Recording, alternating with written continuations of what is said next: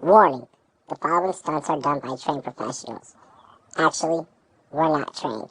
Robbie is just a dumbass and decided to do a drunken fantasy football podcast. The thoughts, opinions, and takes are ours and ours only. It is not our fault if you lose in fantasy football or sports gambling. Viewer discretion is advised.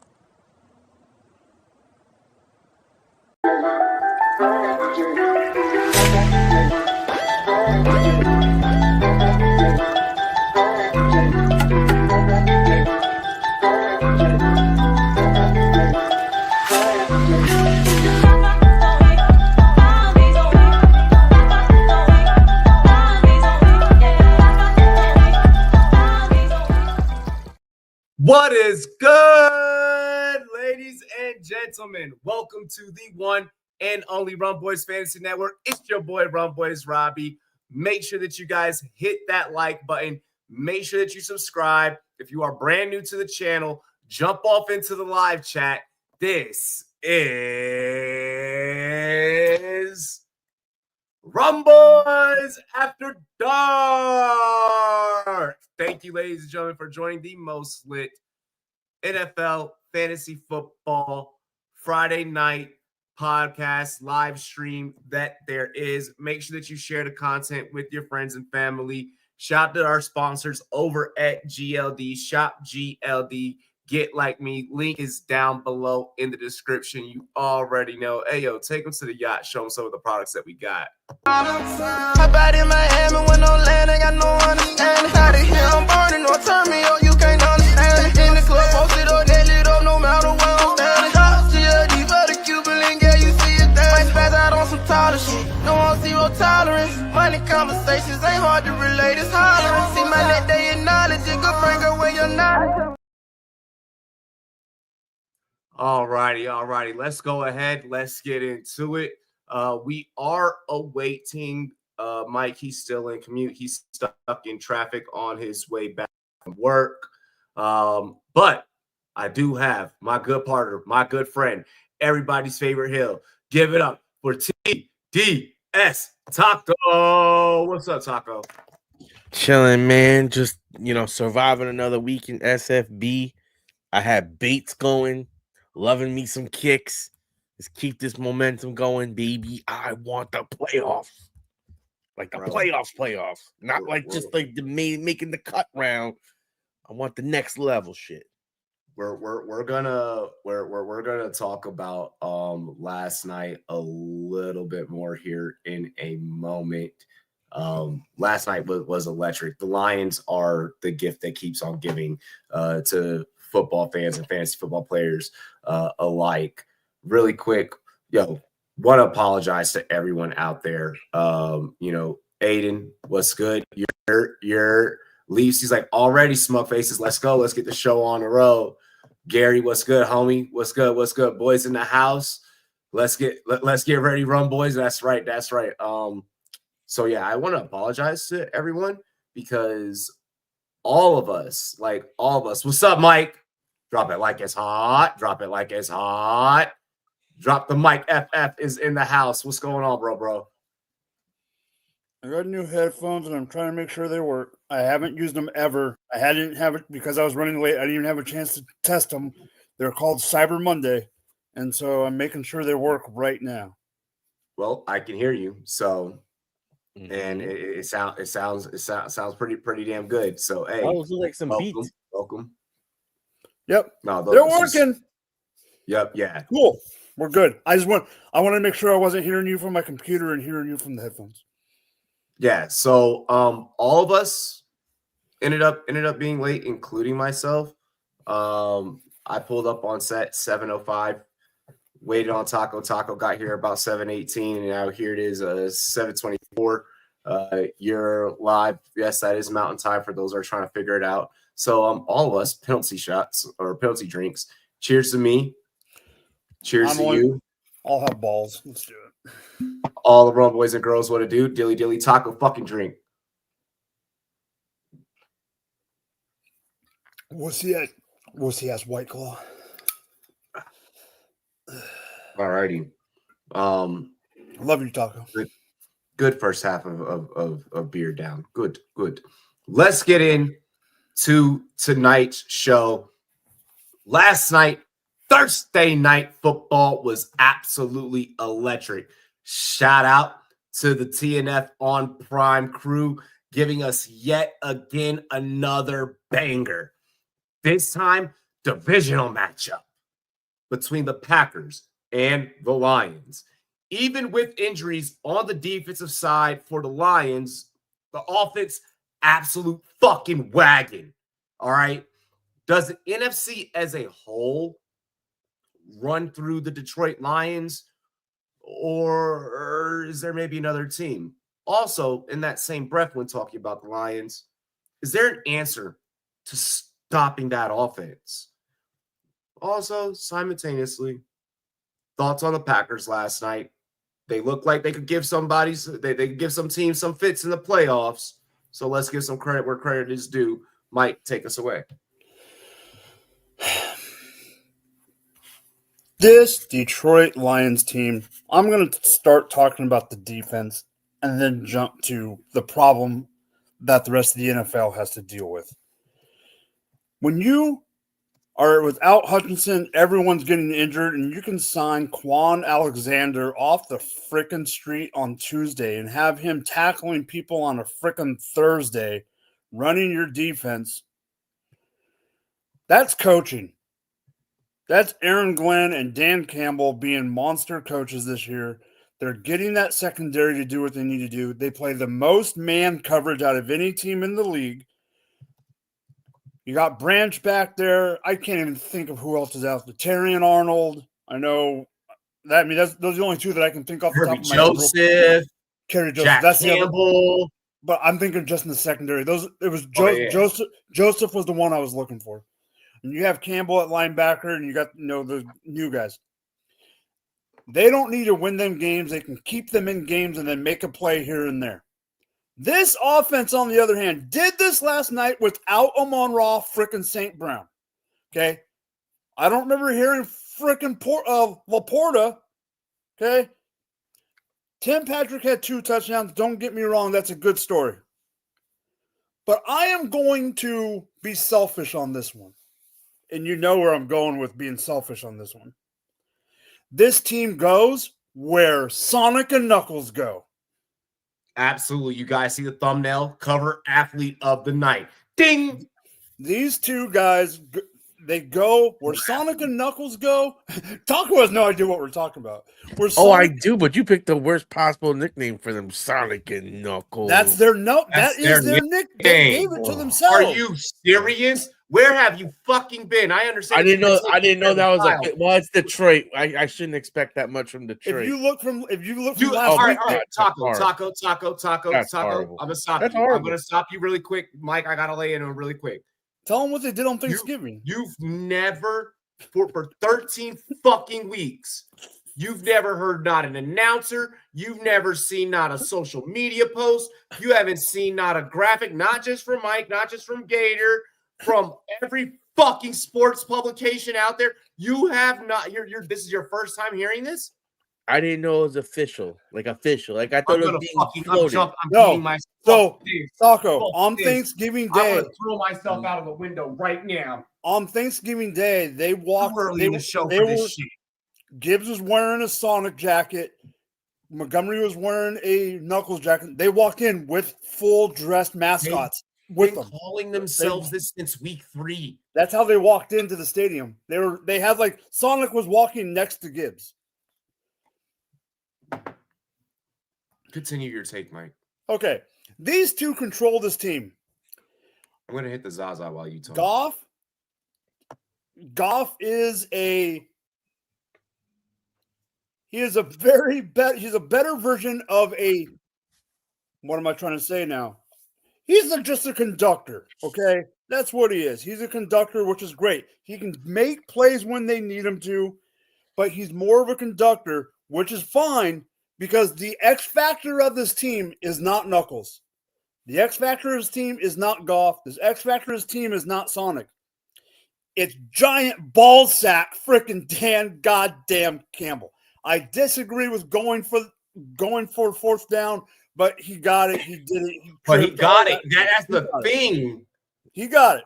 And they said after the game, Goff said after the game that they were told they were doing that on Wednesday. Like they were told Wednesday that this was all going to happen. Overall, make it quick because I know it was a little long-winded. Yes, the NFC has something to worry about. This is the team. I do think that after losing to New Orleans, I don't think Philadelphia has lost since that game. So yeah, they're still in the hunt. You never know. They do play Minnesota at the end of the year in Week 18. Minnesota's technically really only got 2 losses, so that can change. I do think the Packers still make the playoffs, but I do think that's going to be a low-ender wild card team. But overall, in one way, shape, or form, the North goes through Detroit because either it's going through Detroit in the playoffs or Minnesota is going to have to go through Detroit in Week 18 to, if both teams keep going, one way or the other, this goes through Detroit. Fair. Taco. So, as usual, we have Mike laying out a lot of facts and breaking down a lot of things about this Detroit Lions team. But I will like to point out something that I was listening to on the radio this morning that I found rather interesting. The win versus the Vikings versus the Lions, 2-point win for the Lions. The Lions versus the Bears, 3-point win for the Lions. The Lions versus the Packers, 3-point win for the Lions. There have been in nothing but close games in this NFC North. And I think that when we think about the last couple of games that they have, the Bills, the Bears, the 49ers, and the Vikings, we're really going to get a chance to see what this Lions team is made of. And if they are a team that can handle the adversity that they have been handling. What's that remaining schedule really quick? So they have the Bills, the Bears, the 49ers, and the Vikings. So they have 2 division games left. Yep. And then 1 versus the Bills. So that's 3 really tough games. Really quick. Their last game is Minnesota. Yeah, really which quick. Is awesome. And it won't matter. Because hopefully they already clinched last night. They clinched the playoff. They haven't clinched the division. Exactly. So they already clinched the playoffs last night. Realistically speaking, that game won't. I don't see that game having as much weight to it. I see it where Minnesota's looking at a situation of not only do we have to win this game, but we're going to need teams X, Y, and Z to either win. I think before we even get there, do you have them even winning this weekend versus the Bills? Well, that'd be next weekend. But here's the reason. Weekend, yeah. Here's the reason why it does matter, and I'll let Taco go after this. It has nothing to do with Minnesota. If Philadelphia keeps doing what they do, that matters for home field advantage because there's only 1 win apart. That's why it matters, not Minnesota. It matters because of home field. And in my opinion, when I look at this remaining schedule, I don't think they beat the Bills. I think Josh Allen is on his MVP shit, and he's gonna lock in, and that is a game that he circles on his calendar and says, if I want to be MVP, I put up a big game in this game versus the Lions. I'm writing my ticket there. So again, I'm leaning more towards the Bills in this game with the Lions. That game versus the Bears right there, that is the game to fucking circle on your calendar for the Lions. They win that game, it's pretty much like what Rob was saying. That'll be a fairly easy win, even with the coaching change and the because it was only a 3-point game the last time. Fucking finish. Even with the seemingly adjusted new Caleb Williams underneath Brown, I don't fear the Bears. The Bears get to face a injury-riddled San Fran team. We're going to talk about draft order a little bit later on. I'm really not afraid of the Bears at all, whatsoever. I mean, there are obviously teams that are going to play spoiler down the stretch. They are definitely in position to be one of those teams that can do that for against a lot of different ball clubs. And it's a division game. I'm gonna let you go finish, but there's so much that counteracts a lot of where you're going. Well, to me, what I'm saying is that game's important because if they do, like, I'm anticipating a loss versus the Bills, and that game versus the Bears is what's really going to set the tone for those last couple of weeks for them. If they win that game, more than likely they might be doing what you said and looking at a situation that they may clinch that first seed before we get to the final week of the year. But I'm not so sure that the Bears should be written off, especially when you consider they played them, 2 weeks ago in a 3-point game. And that is a team now that is transitioning to a new coach that came off of this loss, that has some momentum, that's in division. I think that game's a trap game, and I think you might be overlooking the Bears who, just might go out there and Caleb Williams sitting there saying, it's the end of my rookie year. I need some signature games, and I want to play spoiler. So I think that game is going to be a lot more competitive than you're giving it credit for, considering it was a 3-point game. Now you make some changes. Caleb is starting to get some momentum. I think that is the game that's going to really determine the path for them because, again, I do not think they beat the Bills. So that will be one loss for sure. And then that game versus the Lions is going to be versus the Bears comes down to if they lose that game, then the Vikings definitely have a shot at this division. Yeah. Kind of going back to going to Leaf's comment about Jency tonight, 14 carries, 132 yards, 1 TD. We are going to have some college football talk later on in the night. But Aiden brings up a valid point. He's likely to get taken out at the half again. Yeah, look, this is they understand completely that he needs to have NFL stock. So you're not just going to burn this kid as much as a Heisman's cool. And an NFL career is even fucking better. If this was a playoff game already, he would not be. But since this is the championship and UNLV is UNLV, that is true. So getting us back on topic. Look, we're talking about one of the actually, if not the highest scoring offense in the league. Week in, week out, the Lions put up points.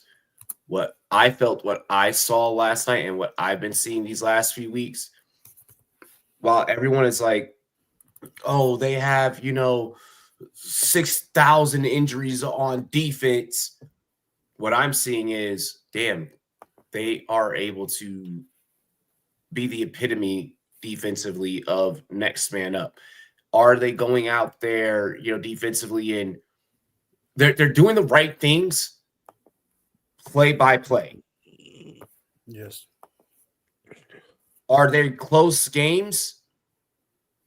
Yes, you are getting into some shootouts. I'm not seeing some of the close games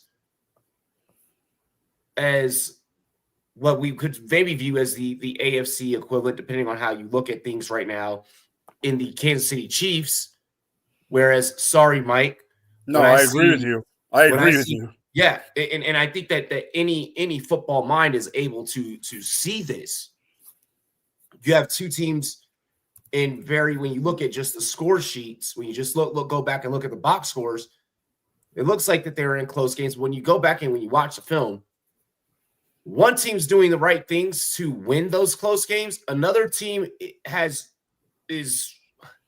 sorry, when you look at a team like KC, if it wasn't for a couple of penalty calls, I'm sorry, Mike. Okay, you really want to start a fight? I'm talking about cherry picking. No, it's not. It's not. One team is like you're getting lucky. The other team that is. No, that is that. Come on, you didn't know the timeout? How about the timeout? Hang on. That is one piece of it. A small piece but it would be asinine to not admit that it is a piece. Which one are you? Give me two that you're specifically talking about. Mike, I'm not trying to do this right now. Can I just remember they blocked that kick? That's my point. Like if they missed Go ahead. it, one thing. We'll talk about this off air. Go ahead. Yeah, exactly. Because I don't want to go down that rabbit hole on this show right now. But you see the Kansas City Chiefs win by a nut hair, and it's like fuck. I agree with that. There's some teams that whenever we get into that playoff bracket, which we're going to talk about later on, I think might be able to give them some fits. When we talk about the Detroit Lions, it's motherfucker, can you even keep up on the scoreboard with them? Fuck the defense for them. The offense, I know that defense wins championships. There is not a defense. If I'm a Detroit Lions fan, there is not a single fucking defense in the NFC that scares me but Philly. But Philly. And if you ask me, do I think that a fully healthy Philly offense can go toe-to-toe with even the Detroit offense that we saw last night? When I get into breaking down penalties and time possession and things of that nature, Philly is more likely inclined to lose the penalty battle. When I look at the coaching, Sirianni, I don't think that you'd be able to drink in a playoff scenario. You'd be able to drink from fucking Dan Campbell's jockstrap. I think in that scenario, Sirianni folds. I think in that scenario, whereas right now in week 14, I question Philadelphia Eagles fans of why are you guys so anti-Sirianni week in, week out, despite winning games? A lot of that has quieted down a little bit. Whereas I could see if they have to face Philadelphia in the NFC Championship or at any point during the playoffs, because there's still a lot of football left, I think that offense is able to exploit the Philadelphia Eagles to where that could be a team, that could be a scenario where it's like Sirianni may have to get put back on the hot seat just from the fan base standpoint, not from the organizational standpoint. So I'm sorry. Lions, absolute wagon right now. I am anti the defensive injuries narrative. Oh, no. Yeah. It's just the offense the offense can put up 40 fucking points any given week.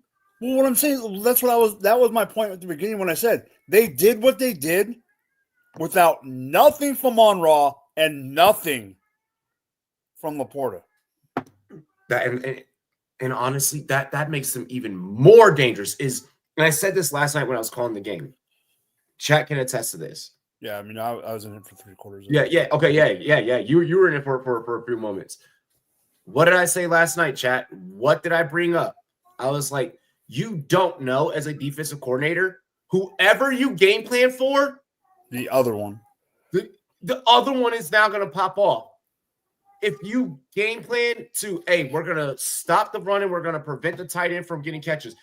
J-Mo and fucking Amon-Ra are going to go off. If you shut down any one of them, Tim Patrick is still fucking there. Do you guys remember what he was doing when healthy at Denver? The impossible fucking catches and deep routes that Tim Patrick was running. Do I need to remind you? I need to take everyone to film school. I can do that. It's going to cost you a membership. But I can take everyone to fucking film school. This offense is a wagon. Okay, I have one thing I want to bring up before we go to the next topic, because we talked a lot about the Lions, which deservingly so. I want to bring something up about the other team that lost. I don't think this is a bad team. They just went up against a juggernaut, but I am here to take my L. I was wrong about Josh Jacobs. Josh Jacobs, touchdown, Hyman Schmidt. His was name wrong. is mine and too. I'm taking the L. I was wrong. But I do have a gripe to make. And yes, I'm being selfish with this gripe. Baby, can I be sound? Where the hell were you, Jaden Reed? I am not very happy with you, you goose-egg son of a bitch. Jaden Reed has not caught a touchdown in the last 4. Yes, but he couldn't even get me 5 yards. He couldn't even give me a catch. Bro, you want to talk about a fucking drought? That shit's, hey, in the words of Lil Wayne, this is a drought. It's a fucking drought. I'm not gonna lie though. That's why from the beginning I was very uninterested in the wide receivers and the Packers even at great prices because it's just too many I mouths to feed. agree. Hold on, really quick. I just needed him in week 14. That's how I feel. Can we just talk about Leaf's comment? There's this one specific part. Football nerds know exactly what part that I'm talking about. Oh, I already know. That Amon-Ra, bro. Amon-Ra last night. I know fantasy managers do not want to hear what I'm about to say. Fantasy, no, you don't get points for this. Nope. Real life fucking NFL. Amon-Ra was trucking niggas, bro. Amon-Ra looked like Hines Ward. Amon-Ra looked exactly like fucking Hines Ward last. Go look. The replay of the Lions game, the Lions-Packers game, is on right now on NFL Network. Just watch Amon-Ra off the ball. Just he was punching motherfuckers in the mouth, bro. Like, so the Lions are your pick to win the Super Bowl. I didn't say anything about winning. We're not picking that yet. I know, but I'm just saying after all that episode right now, we're not even shooting that episode right now. No, but I'm saying like after everything you just said, you just made love to the fucking Lions right now. The Lions have just become the new Bengals. We're not shooting that episode right now. I didn't say we were. I'm just saying the way you. So can you stop trying to go into that bag? Oh, so that we have content for that episode when we shoot that episode. No. You just professed your love to these guys. I still think that the Eagles will have a great chance to beat them. If you look at the show sheet, I have right now. You just made love to the Lions. Taco, you just had an orgasm on field with the run blocking of Amon-Ra. Did you watch Prime Hines Ward? Look at the next question before you say anything more. Did you watch Prime Hines Ward? Yes. Okay, so then you can understand and appreciate. Did you watch? Okay, I won't even go. Did you watch Steve Smith Jr. or Steve Smith Sr.? I'm sorry, Steve Smith Sr. Yeah, it was with the Panthers. Okay. When you see what Amon-Ra did, I understand that you did not play wide receiver. If you saw the shit that I saw while calling the game last night, you're like, holy fuck, that's a weapon. Understand. It's not that I'm glazing the Lions right now. I'm appreciating high quality wide receiver play. People like you think that the position means that we have to have the fucking ball in our hands constantly in order to be out there fucking making plays. I'm going to let you know right the fuck now that the best of the best wide receivers can go out there and they can pop motherfuckers and make big plays to open up the running game to do fucking other things. And that's what I'm appreciating. Don't come at me with that, son. I'm glad you admitted that you were glazing. We can continue to that was not an admission of glazing. I said that you think that I am glazing the Lions as a whole when I'm just sitting here talking about one specific part of one position that one player did so excellent at. You just went on a if you want to say that I glazed Amon-Ra St. Brown, then just say that, and I'd be like, okay, yes, I did. I just said you had an orgasm. He's been glazing Amon-Ra for 2 years, so that segment you just glazed the Lions for like. Welcome to the YouTube channel, Taco. Next topic, please. Yep, next topic. Next topic. Yeah, but I'm gonna save that tape for when we get into it later. What up, Matt? What up? Hi, Hold Matt. on. Wait, Lee said, bro sounds hella casual critiquing a wide receiver's run blocking. The way he goes into motion gives the meanest crack, bro. Ugh. Really quick, as we take a look at the AFC East, to me personally, it seems like the Buffalo Bills possibly have like the biggest Super Bowl window that I've ever seen by a division. Don't worry, I am going to unfreeze myself. Okay, I want to make sure you knew. Yep. Is this the year that the Buffalo Bills finally get over the hump in the playoffs? Like they've clinched, so we might as well start talking about what it's going to look like for them. Taco, I know that you love talking about the Bills, so go ahead. I mean, it's hilarious because last year when they got rid of Diggs, I was saying it's addition by subtraction. Everyone's like, what? I'm like, they're gonna try to be like the Chiefs were from the year that they lost Hill, and that they were gonna spread it around more, and there'd be less emphasis on Josh Allen having to supply a diva target with all the work, and instead he can just spread it around to whoever makes most sense and get the ball to where it needs to go, much like how a point guard in basketball would facilitate the offense instead of trying to force it into tight windows to make someone happy. And I think that's been fantastic for them. Okay. But when it comes down to the money time, okay, you still are gonna have to go through a gauntlet at the end of the day.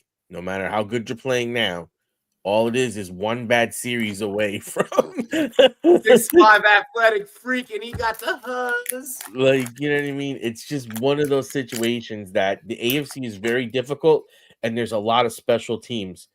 I think that this is a very good chance for them, but to be honest, I do think that if they match up with the Chiefs, they're more than likely going to go down. I think that for some reason it's weird that they seemingly beat the Ravens and lose to the Chiefs. I feel like that's kind of like how these guys work. But I do think that they'll be a solid team. I think they'll be competitive. But until the Chiefs lose, I just cannot put anyone on that Mahomes like god tier of like, I have one ankle and I'm gonna beat Joe Burrow. Like that to me is like one of the greatest feats I ever saw, because Joe was so hot going into that game and that team was hot, and he went out there and just delivered. And I think what we're seeing right now from Patrick is historic, and I think that loss in the regular season is actually good. It was good for him because it's gonna fucking burn. Oh, he's one of those super hyper Brady types. Like he's gonna watch this film. He's gonna come into that game so fucking livid, and I think that's something that we're not calculating is the greatness of this man. And then you add Pacheco back into the running game, which, if you've noticed how they've operated, having a solid running game makes it so much better for Mahomes because he's able to understand the way the game is played. What has Brady always said, even when – so let's look back historically when the Patriots had their one loss. I think it was like a 1-loss or 2-loss season or something like that, or I think it was like a 1-loss season. What did Tom Brady literally say in that exact press conference right after? I'm glad that we got that out of the way. Now we can like focus on the Super Bowl. So I don't think that. So, and Tom, even till this day, when he's addressed it, he's always said, he's like, it was less of a burn type of like, oh my God, I can't believe that happened type of emotion, and it was more of, and Bill has said the same thing. It was both of them have stated it was more of a relief. So I just kind of want to throw that out there. I think that the intention for every team when we look at like a case by case, Don Shula, he's even talked about it. He was like, yeah, I think we could have won the big one had, maybe we went through that adversity, So I don't think that for Mahomes, for guys like Mahomes and Andy Reid, I don't think that these fuckers have won so goddamn much that, and they're so used to the fact that he lost that. No, It's not that he's not perfect. It's that he lost to Josh. I believe that he has a little rivalry with Josh because Josh is He one has of a those. rivalry. He's openly talked about it. He Yeah. has rivalries with Yeah. with Josh, There's all the and three. he There's has three of them. yeah, he Yeah. has Three three of them. rivalries. Yeah. Yeah. And that's something as I don't think viewer, that this one's the one. I don't think that this one's the one. no, but it gives him motivation for that next meeting in the playoffs. Like that gives him the chip in the shoulder for the rematch, in my opinion. Mike, you know your quarterback. But I mean, you know your quarterback and your coach. I personally, from what I know about those guys in that team, from guys that I personally know in that team, doesn't really seem like that was. I'll tell you this: I'm not going to talk about Mahomes right now. With Andy Reid, it's John Harbaugh Yeah, because he coached with him. It's John Harbaugh for Andy Reid. And the other thing the Chiefs is, only give a fuck about the Ravens, to be honest. Pacheco's just getting back. Let Pacheco get his groove back, and it's a different offense. I love how you're saying let him get his groove back, as if we all haven't been working on the same cast on the same show for years. I don't think that there's necessarily and especially after we all just experienced the whole. You don't know if he season will. shit, I don't think that there's a let. I don't think the Chiefs are in a position to let. I think the Chiefs are in a position to let the game come to him, see what happens. If Stella doesn't get her groove back, Kareem Hunt get the fuck back in there. And I think that Andy Reid is cognizant of that. It looks like he is, but Stella's getting her groove back. It's just going to matter if it's week 16 or week 17. I'm sorry. Yeah, I agree. He's going to have to play all snaps, and you guys are going to have to prime him up to get ready because you are going to face this Buffalo Bills team that we are currently talking about. So I go back to Mike. Your thoughts, your thoughts on the Bills. This Bills team is freaking dangerous. Fucking dangerous. But without going too much, because I'm not going to give all my trade secrets away. They seem, as a franchise, to get right to the edge of the mountain. Just the tip. And then free falling like at Yosemite. Rob, you know what I'm talking about. They're free climbing at Yosemite, and they get almost to the top, and then they let go right before they get to the top of the mountain. Wait, Mike, can I sing it? 'Cause I'm free falling. Because they're not going to go to the Super Bowl, but I'm not telling you who it is. Oh, yeah, we're not. I'm gonna tell you this. The name of this show should be Easter eggs, because this whole show and the way the show sheet is written, we're dropping you takes, we're dropping you predictions, we're more so laying out paths as to how teams can make it. So I'll say this, but we're not dropping who we think is going to make it yet. That is a different show for a different time for a different day. This is how I'm going to end it. This is how this I'm going to end my sets up take. that show. This is how I'm going to end that show. This is how I'm going to end my take. They're going to get close. They're not going to get to the chip. I'm not going to tell you who I think it is. But let's talk about week 15, week 16, week 17, because we know what those mean to us. I know we're talking real football, but we know what those mean to us. We talking football, baby. We talking all football, fantasy included. Fantasy meets reality, baby, and there's no season better than this season that is proof of that. James Cook is going to win someone a championship. Hey. Taco. What do we say on Goal Line Goons? If you have James Cook, you better have Ray. Yeah, I love Ray. But, I mean, I got Ray in 4 Dynasty Leagues, so I'm good. But James Cook is good. And I'm going to say one more thing negative about this team. You shouldn't have let us have Xavier Worthy because Keon Coleman ain't the answer. I don't know. We'll see. We'll see. Not Look, this year. look, They need here's him my now. take. Here's my take on the Buffalo Bills. As someone that grew up around this game, playing this game, coaching this game, giving back to this game, now covering this game, when you are playing the game, I don't care at what level, when you are playing the game and having fun while you are still playing the game, you need to remember that this is a kid's sport. That just so happens. Of course he's having fun. He's bagging Haley Steinfeld. That's off the field fun now, Mikey. Hold on now there. When you're having fun and you're not worried about the outside noise, when you're able to show up to work, just go and do your job, clear-headed, to Mike's point. Look, this team is built different.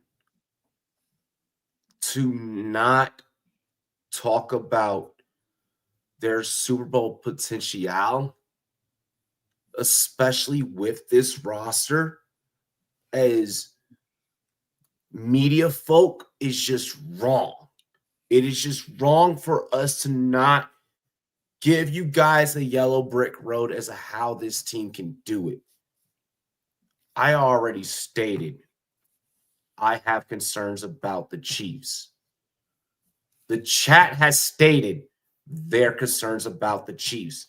With the Chiefs this year, and you should not be able to do this with any professional team. But with the Chiefs this year, you are able to take the college football approach, which we're going to talk about later. And it's, well, how close did you beat a team, or how did you lose to a certain team? Where are your certain wins at, et cetera, et cetera, et cetera. Chiefs barely walked past the Raiders, the Panthers, the Bucs, their own divisional rival, the Broncos. Raiders were a cakewalk. I'm sorry. I should have said divisional rival in the Raiders as well. But you guys have been a cakewalk all year. Brock Bowers is not rookie of the year. I'm just going to throw that the fuck out there. Sure. But, yeah. The Chiefs have had some tough ones. Have had some rocky ones. Close games against teams like those come back to bite you in the fucking ass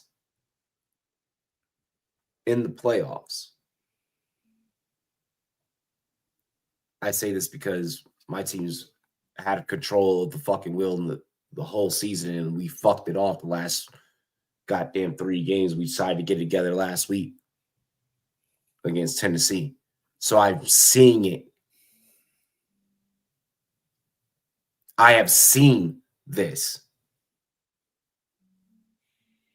November, December football are not games that you want to be losing, are not games that you want to be close, are not games where you want to be walking out saying, whew, glad we got through that one. And the Chiefs are sitting there doing that right now. And they know it. Staring at the world through my rear view, that is what is happening. Buffalo, absolute wagon. We're going to talk more about that. This show could take a turn during the second half. I'm letting you guys know. Shit sounded real sexy in the first half. Shit sounded real sweet when we talked about the Lions, when we talked about the Bills. We didn't even get to fully go in on the Packers and what they did last night. Second half's going to be crazy. We got one more topic before we get to the second half, though. All right. Yo, really quick. Annie up. Get that fool. Bro, that's how I'm feeling right now. That's how I'm feeling right now. I am cooking. I am cooking tonight. Former and once long-time New England Patriots head coach Bill Belichick, 7-time Super Bowl winner with Brady, Bill Belichick. He does have a ring as a DC with the Giants as well. This man did coach Cocaine Lawrence. Taco, you know who I'm talking about. He was the Jets coach for 7 minutes. He was the Jets coach for 7 minutes. He does have experience with the Browns as well. Has interviewed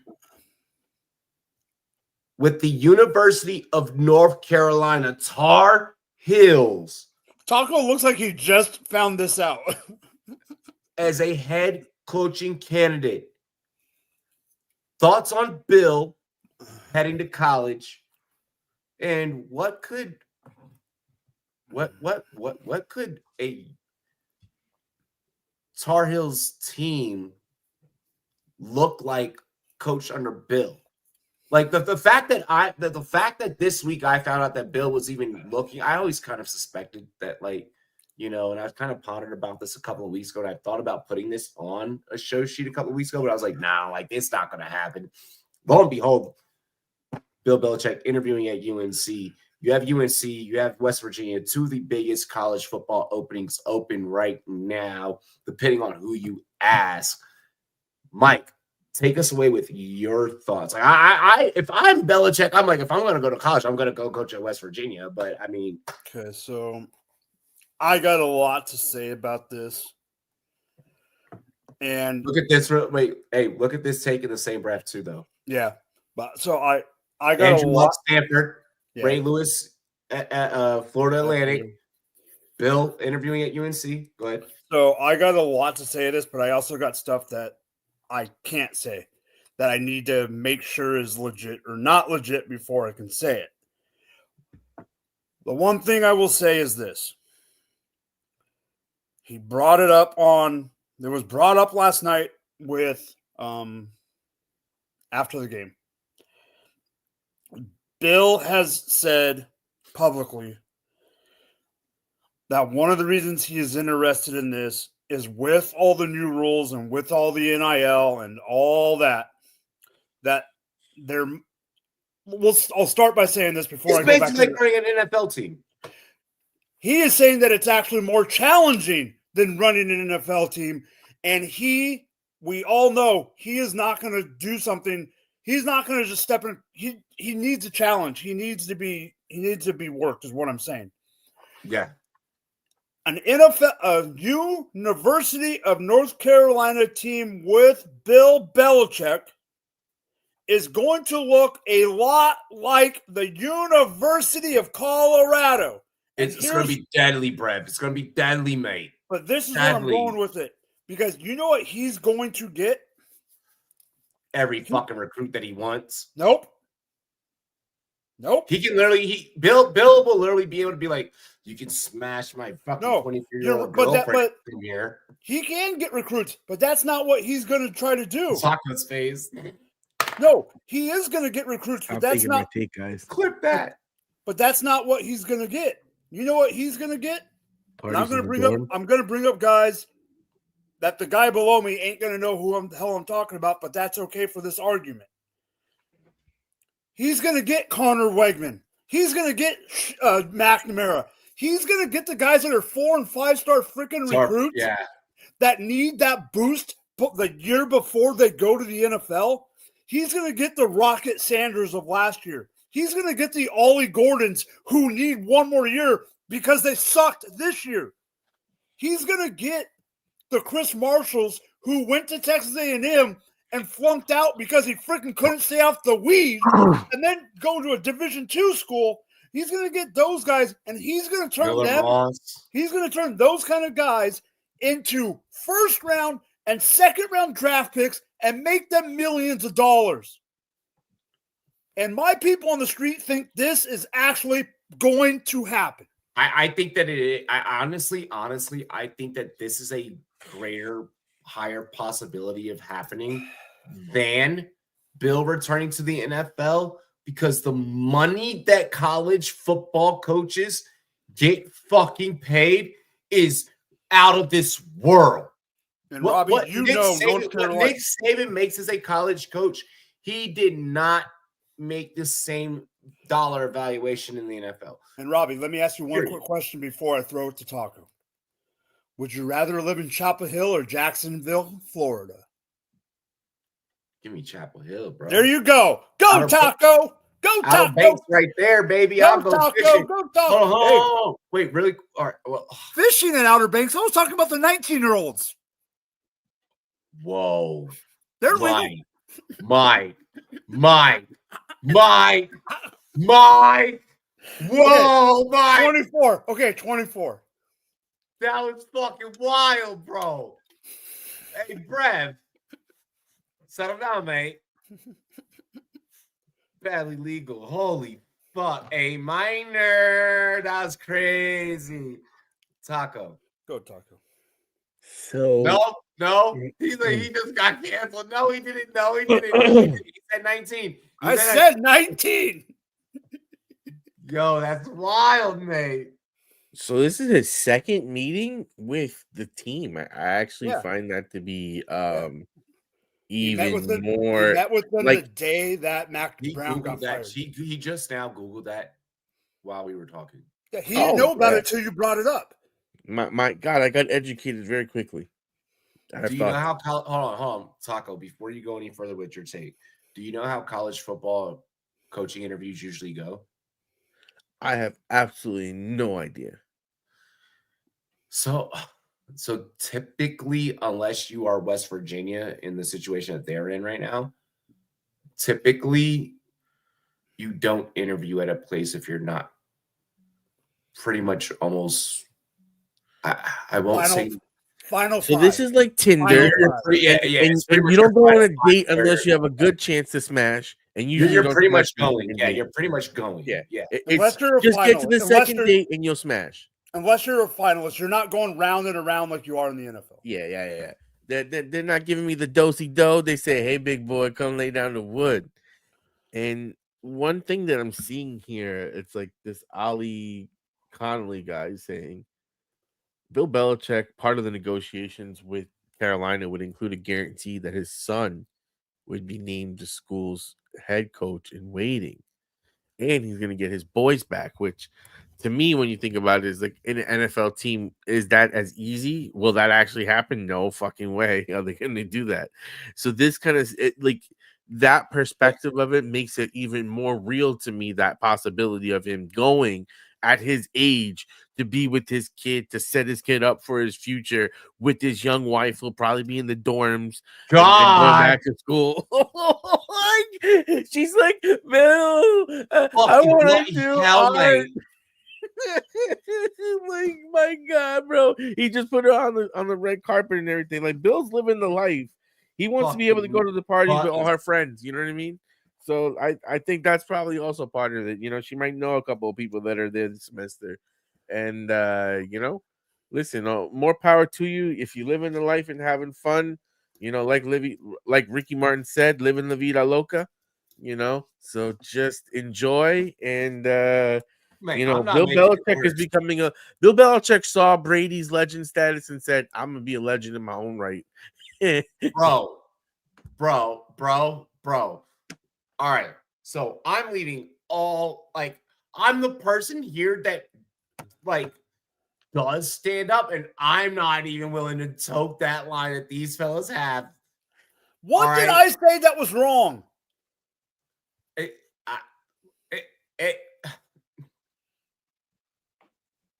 It's not that it's the time period that we live in. It's not the right joke. I know. It's a. I mean, we got the right audience for it. Yeah, take these out of context and you're cooked. Exactly. Yeah. If you take anything that was just said, I know that. Yeah. Comedy definitely is not the same. Like they say, you gotta know your audience. Richard Pryor would not be able to succeed. Oh yeah. Oh God, Richard Pryor would be canceled so quick. George Carlin even. Yeah, I mean George Carlin clearly doesn't. Yeah. Anyways. Holy fuck. Let me reel this back in. For me, this is the easiest way, and this model, the prime model of these quote unquote. I heard someone I saw someone throw around the term celebrity coaches, which I don't think that that's fair, because if they're actually impactful coaches, you can't say that. I would consider Ray Lewis a celebrity coach until he proves himself. Exactly, until they prove exactly. But I do think that this approach with the combination of NIL, you are about to make some very, very just sick fucking programs. I put this out on the book and Insta the other day. Well, I mean, it didn't. It might have made it to it made it to my Insta story the other day. Mike, you might have saw this take.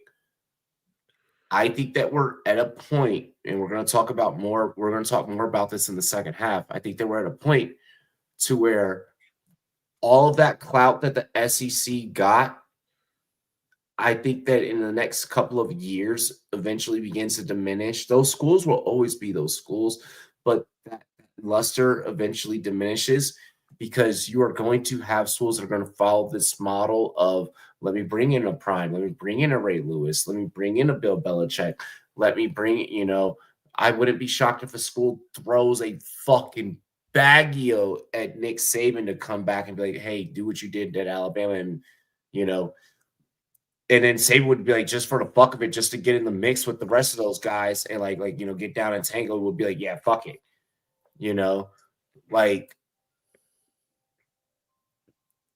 I think that we're at this point to where NIL, the generation of players that we grew up on and coaches that we grew up on, can go to college and they can change the landscape. They can make a bigger bag, and these players can get a bigger bag. And that now makes for a more competitive college football playoff. And I'm going to end my take at that. I'm not going to sit here and say that UNC makes the college football playoff their first year underneath Bill Belichick. I'm not going to say that FAU makes the college football playoff their first 2 years underneath Ray Lewis. But what I am saying is that we are going to start seeing a fucking change. You know who wants and needs Bill Belichick to go to the University of North Carolina Tar Heels? Less than a year ago, we were talking about the ACC folding. The whole conference needs to say, oh my fucking God, Mike.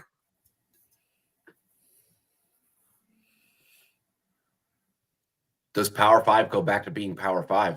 Because right now, a lot of people are saying that it's a Power 4. No, but what I'm saying is ACC is one of those Power 4. But what I'm saying is Stanford, Cal was talking about going back to the Pac-12 or going back to another division with those other guys.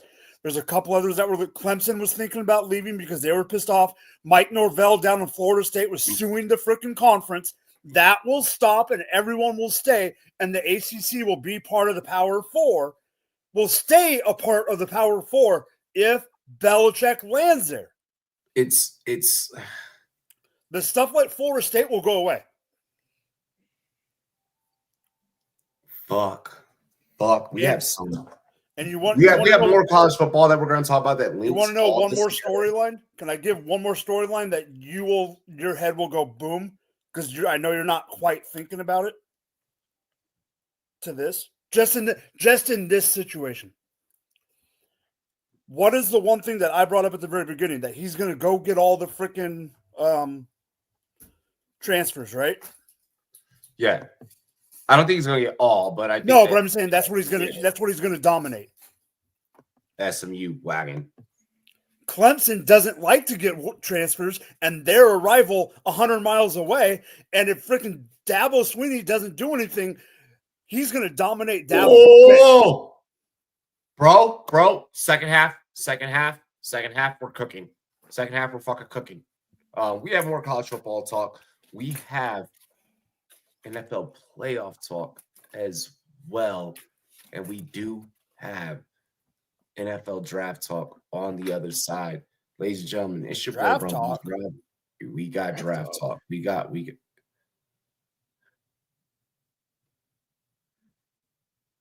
Why couldn't you just go with the way draft talk? Why didn't you just go with the way that Mike was going? Draft talk.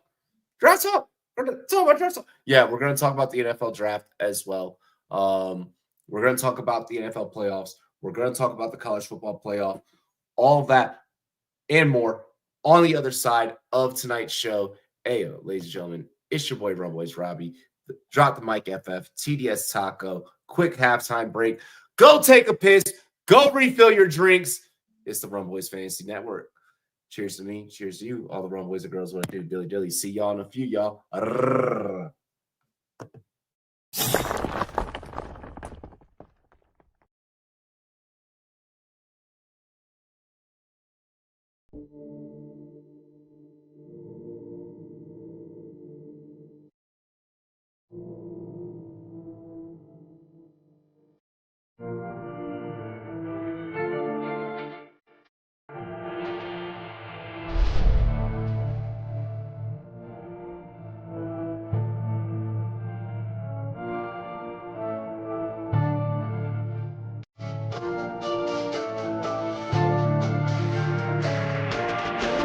Just stick to the plot.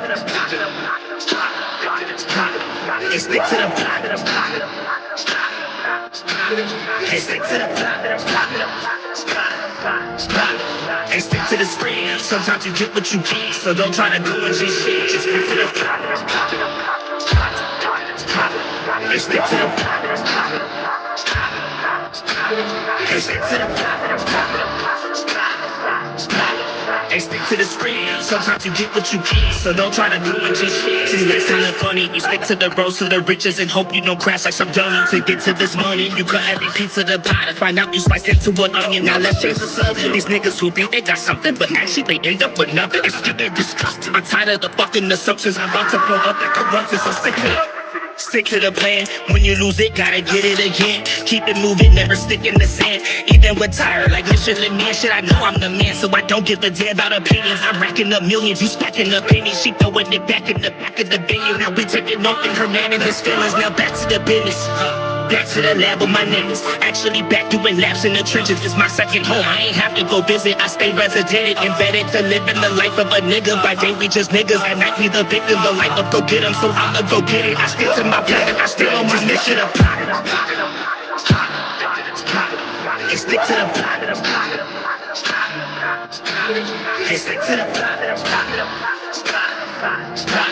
Hey, stick to the script. Sometimes you get what you get, so don't try to go and just shit. Just stick to the plot. Hey, stick to the plot. Hey, stick to the plot.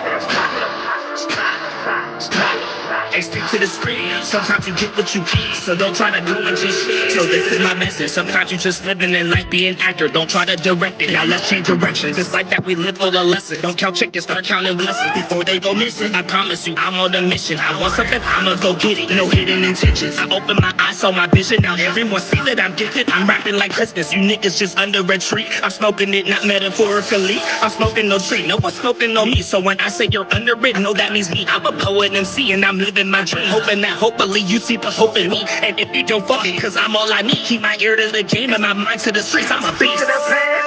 Stick to the number one mission in hand. Stay true to yourself and give your life meaning. And fuck their opinions, they won't understand. To get to the top, gotta give all you got.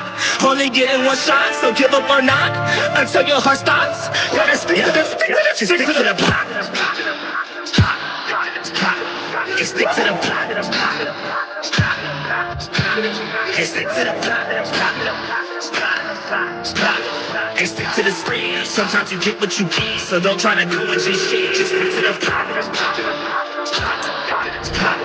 Hey, stick to the plot.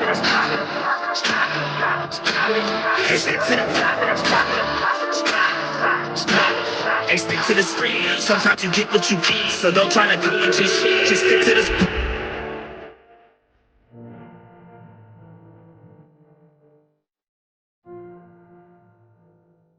My body in Miami when no land, ain't got no understanding. Out of here, I'm burning, or turn me up, you can't understand. In the club, posted up, they lit up, no matter where I'm standing. Drop GLD for the Cuban link, yeah, you see it there. Might spaz out on some taller shit, no one zero tolerance. Money conversations ain't hard to relate, it's hollering. See my net, they acknowledge it, good friend, girl, when you're not.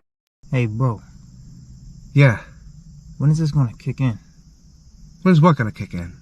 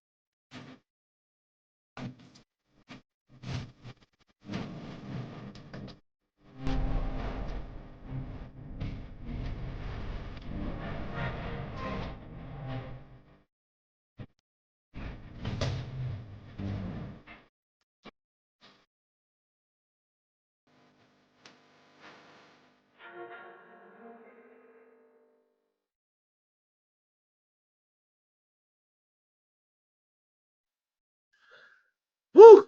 Yeah. Oh, yeah. One hit off the gas and it blew my mind. Woo. Yeah. Is you a shooter? Say you keep a peace treaty, keep it true. Yeah. Let's go. That joint is a bop. That joint is a bop. Like I'm not gonna front. Sir always has the bops around here, mate. Sir stays with a lit track around here, mate. Oh my god.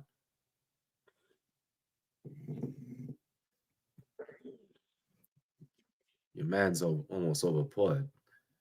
Almost overpowered. Oh my gosh. Oh my gosh. Being reckless over here. I feel like before we get into the next topic. What? You already know what. Do I? Like being a little unhinged. When? I've been really good lately. What's up, Big Pimpin'? Everyone. Whoa, what the fuck was that talking about? What? You good? I'm good. What the fuck was that?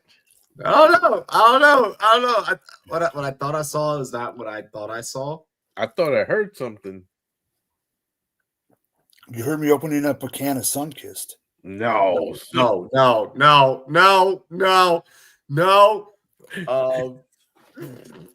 I feel like being unhinged. Grab your drinks.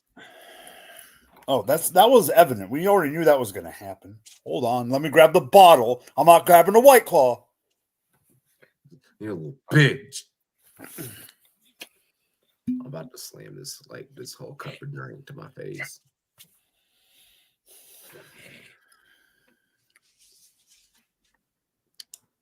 All right. Cheers to me. Cheers to you. All the rum boys and girls, what it do? Dilly. Y'all. What?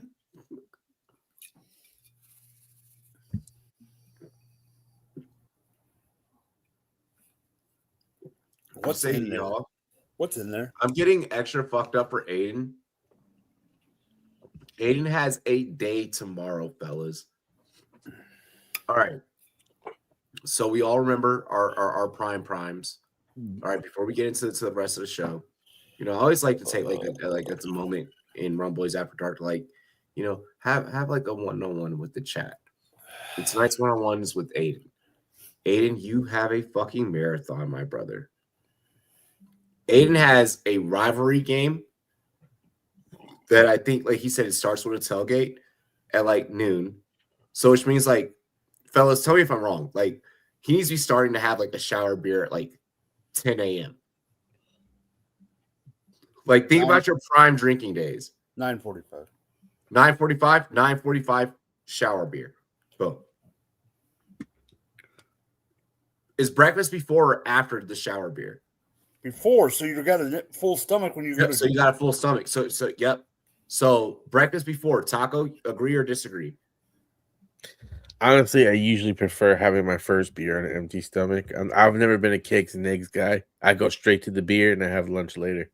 Kegs and eggs, classic fucking reference, Brad. Classic reference. All right, so not going straight kegs and eggs. I like that. Or not, yeah, I like that actually. Get the first one in you. Get the first brewski in you tomorrow, Aiden. We talked about this last night, but we're gonna double down on this take. It's like, first what's the brewski, fastest way over a hangover? Yep. That next First beer. brewski, then go steak and eggs. Steak and eggs, but light steak and eggs breakfast. Not a heavy steak and eggs breakfast because you don't want to be sluggish later. You don't want to shit yourself either. Exactly. Yeah, you don't want to shit yourself. Yeah, you definitely don't want to shit yourself. Maybe 2 eggs, sunny side up, over easy. Yep. And then a nice, a couple of slices of this. You don't go for fucking whole steak in the morning. Don't do that shit. You got to be light and easy because you prepared for drinking, not for lean eating. And mean. Yeah, lean and mean. You also got to be able to make sure, in case you got to squabble up, you light on your feet. You can't do that if you have a lot of a lot of food on your system. All right, so we got through that. We got through breakfast. He arrives at the tailgate. How many beers do you have at the tailgate? Because you still got to get into the game. What game is this, and what time? How many hours do I have? What game it is? It's his. How many college. hours? I can't remember what fucking college he goes to. I just need to know how many hours he has before tailgate. I think it's like a D2 championship. I think he says like a D2 joint. What up, Calvin? Calvin, dive into the chat as to how we can help Aiden have the best fucking day tomorrow.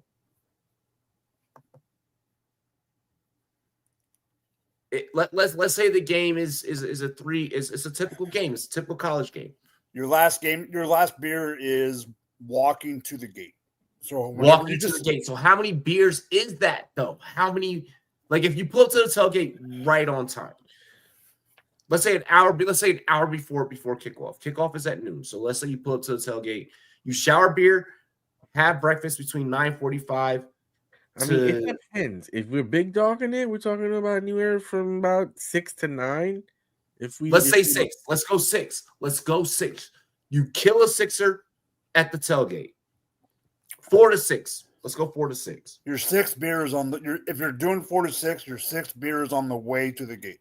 Yeah, because remember, he's talking about from the shower. You're talking about if you're only doing beers, 6. Yeah.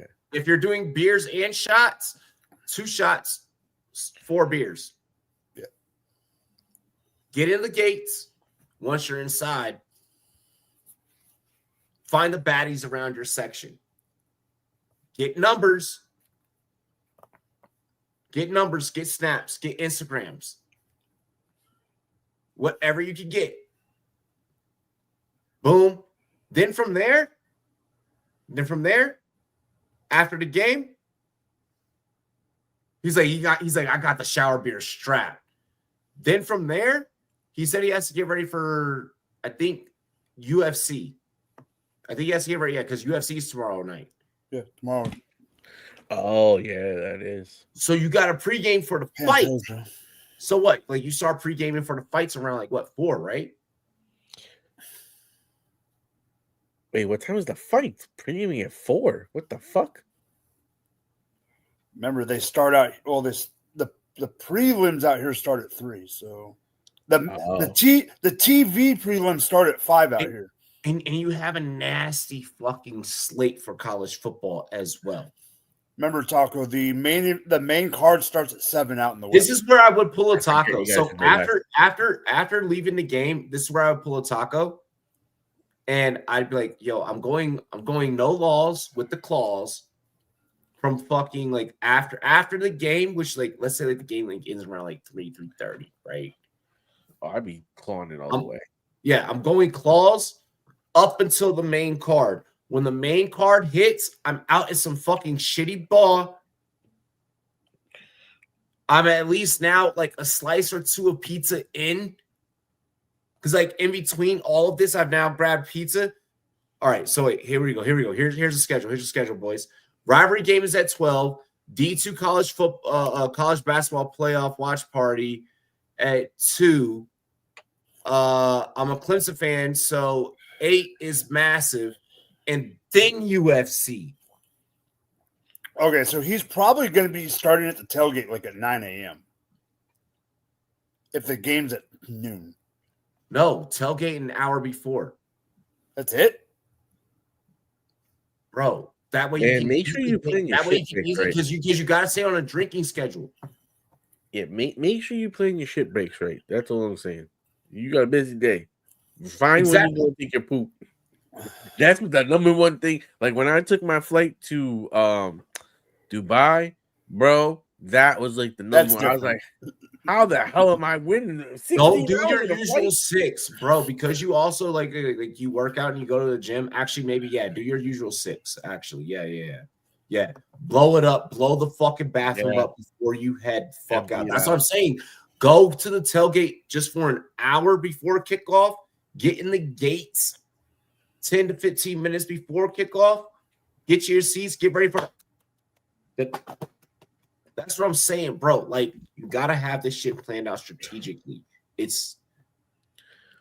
don't want to be at your seats too early, especially because bro, you're still in college, so you don't want to when you get there, you want to you don't want to necessarily make an entrance, but you want the baddies kind of looking at you, oh shit, these dudes just pulled up, they got beers in their hands, and it's 15 minutes before kickoff. Don't get to your seats too early. Get to your seats right as everyone else is peaking. You haven't even hit your peak yet. You're going to hit your peak throughout the fucking first half, baby. He's like, I'm aiming last ones to seats. Exactly. Yeah, be the last ones to your seats. And then just become the Riz. Become the Riz of balls after that. You can do that at a game like that. At certain games, you can't do that. Look, Aiden, you're special. You got this. All right. This channel's prepared you. We're going to go ahead. We're going to get into the rest of the show. Yeah, let's roll. as long as we're talking about like college football, we're out here talking our fucking shit, all right? Keeping focus on college football, do you feel like the committee is getting it right this year? Should a 3-loss SEC team, Bama, be eligible to make it, or should they look at extending the college football playoff for more teams to get in? It seems like maybe like almost like a March Madness type of feel.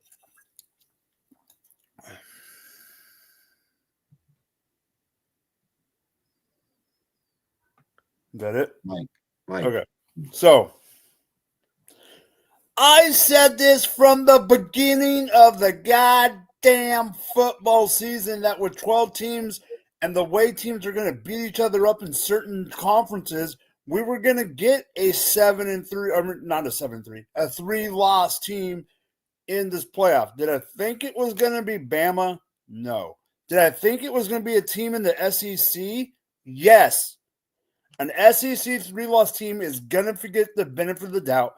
If I'm not saying I like it, but what I'm saying is if you've listened to what they have said every week after they announce the and they talk to the chairman or whatever, they're doing a lot of the eye test, and that's fine. So because of that, I'm okay with Bama because here's the thing. I wasn't okay with it when you literally had to pick, 4, 5, 6, and there was only one game to get to the championship. The good teams, no matter what the rank is. Before we continue this conversation, are you gambling tomorrow? No. But I got something I want to say after Wait. Are you saying that because we're on camera and you're in California?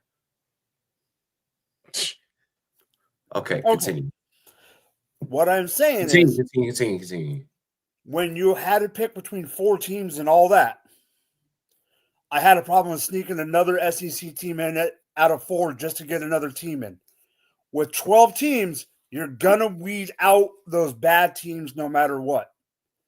Okay? I don't care what team gets in, honestly. As long as at the Rose Bowl, I am sitting in my chair. No, listen to me. I'm listening. Go ahead. As long as I am sitting in my chair. I'm standing on business at the same time. I know. As long as I am sitting in my Rose Bowl seat this year and I am watching a good game with a good matchup, that's all I care about. Because, yes, here's my announcement. I'm at the Rose Bowl. You sound like every other fucking Associated Press voter, and you don't even have a fucking AP vote yet. I'm saying I'm selfish because I'm going to the game. I know. But you sound like every other AP voter. Okay, if a 3-loss team is not going to get in, I don't believe a 2-loss team that is out of the top 20 should get in just because they only have 2 losses. Who are you talking about when you say a 2-loss? A Colorado. Fuck you. Because I know that's where you're going. I wasn't even going to go there. I honestly wasn't. That was actually the furthest fucking thing from my mind. In your mind, give me a team and I'll tell you. I'm concerned for just smaller schools in general. I'm concerned that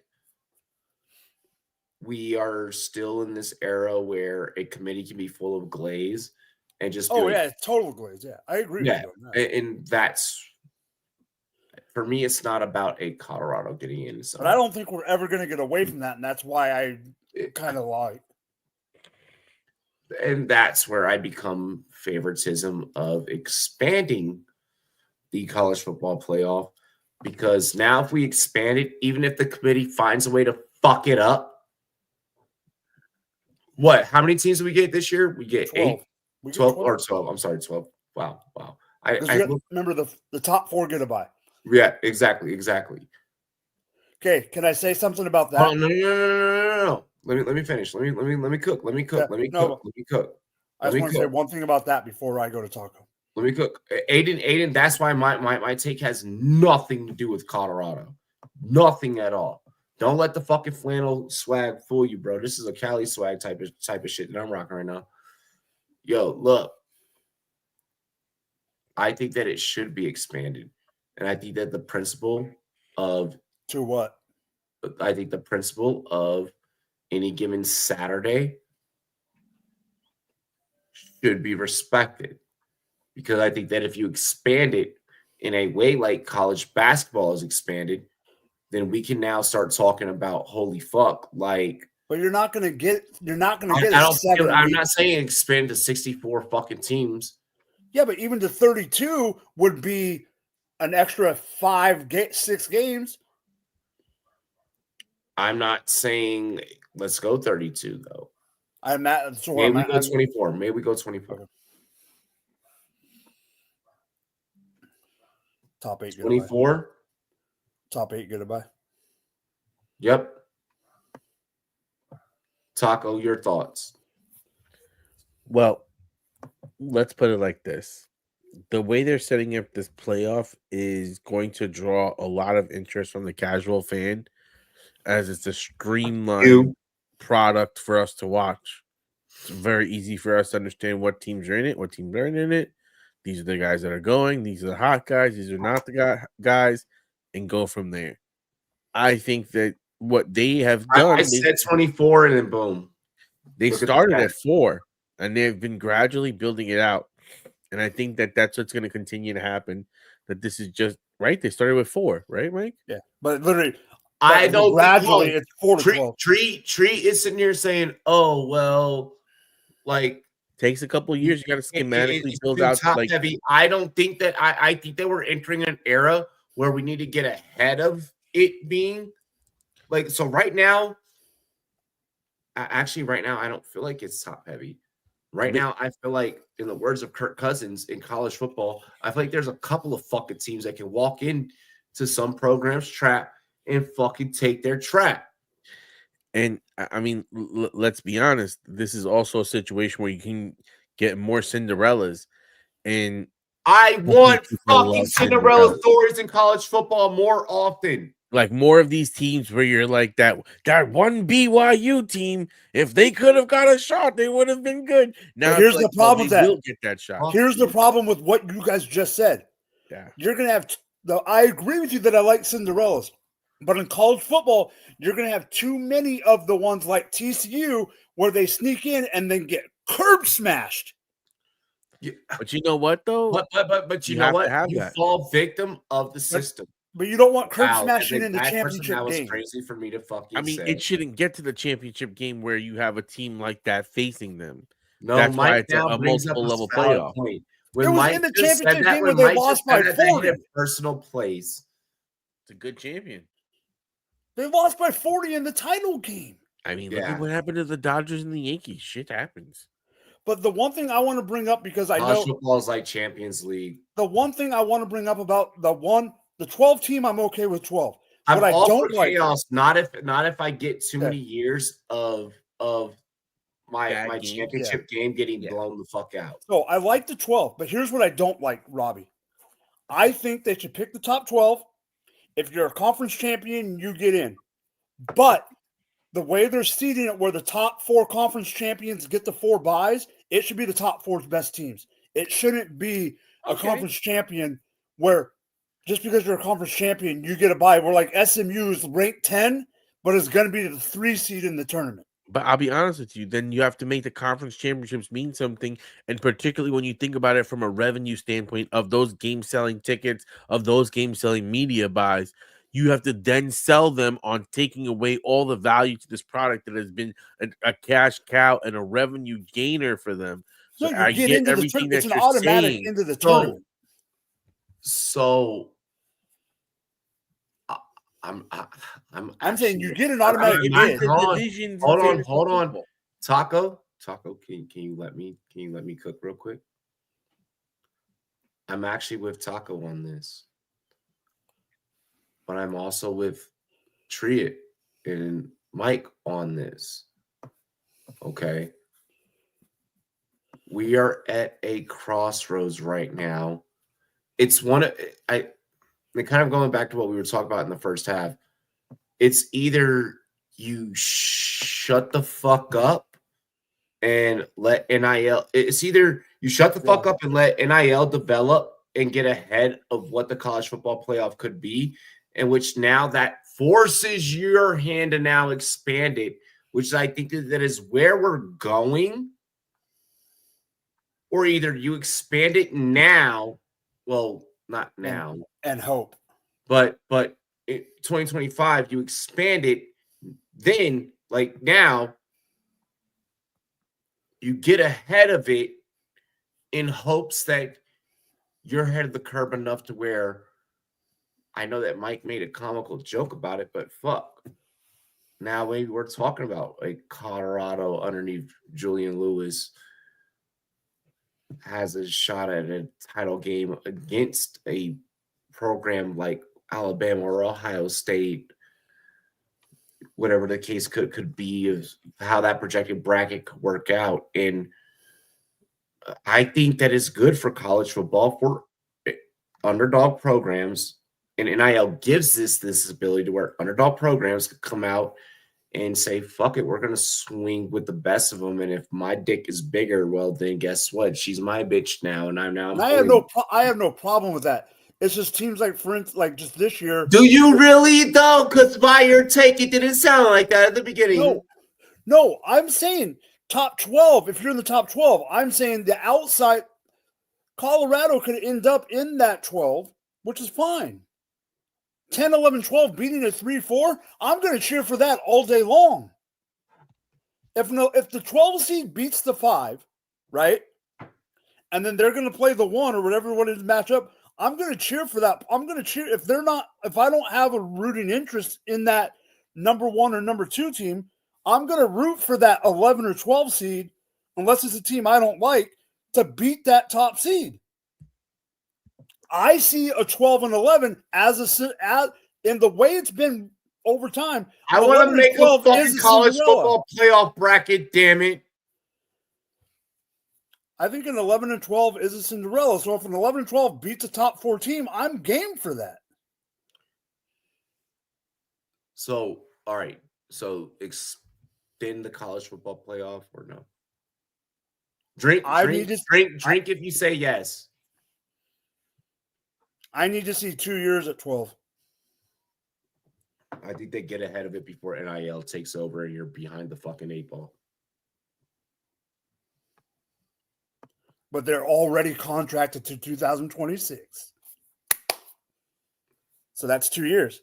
I think that NIL could get ahead of them before then. And then at that point, it's like your hand is forced. You better fucking do it. You better have the money to do it. I mean, to your point, when we talk about how we're about to get back into shifting over to the NFL, I mean, NFL stadiums will be able to house, crowds with smaller fan bases. That, I mean, to your point, if this format, if they can, certain people are going to say they're going to fuck up this year. Certain people are not. It's not something that this committee can get right. If they can find a way, at least between this year and next year, to get it semi-correct. You know what cannot happen tomorrow? There's 2 games that cannot happen tomorrow for them. What? Because if Georgia loses, Georgia would be a 3-loss team if they still got in. And Clemson can't win, because if Clemson gets in, they will be a lower. SMU needs to rout Clemson and kick them out. Bro, it's such a convoluted, fucked up picture right now, Brev. Oh, I'm not disagreeing. It's so fucked up right now. What if Penn State pulls it off? I'm so happy that I host a podcast and I run a YouTube channel and I don't have the committee's job. What if Penn State pulls it off? Which they very well could. That's what I'm saying. And then their only loss would be to Ohio State. who Oregon beat. So this is why the your bracket's only not loss. definitive. This is why the bracket's That's what I'm not saying. definitive, mate. So your only loss would be to Oregon State, or your only loss would be to Ohio State, who Oregon beat.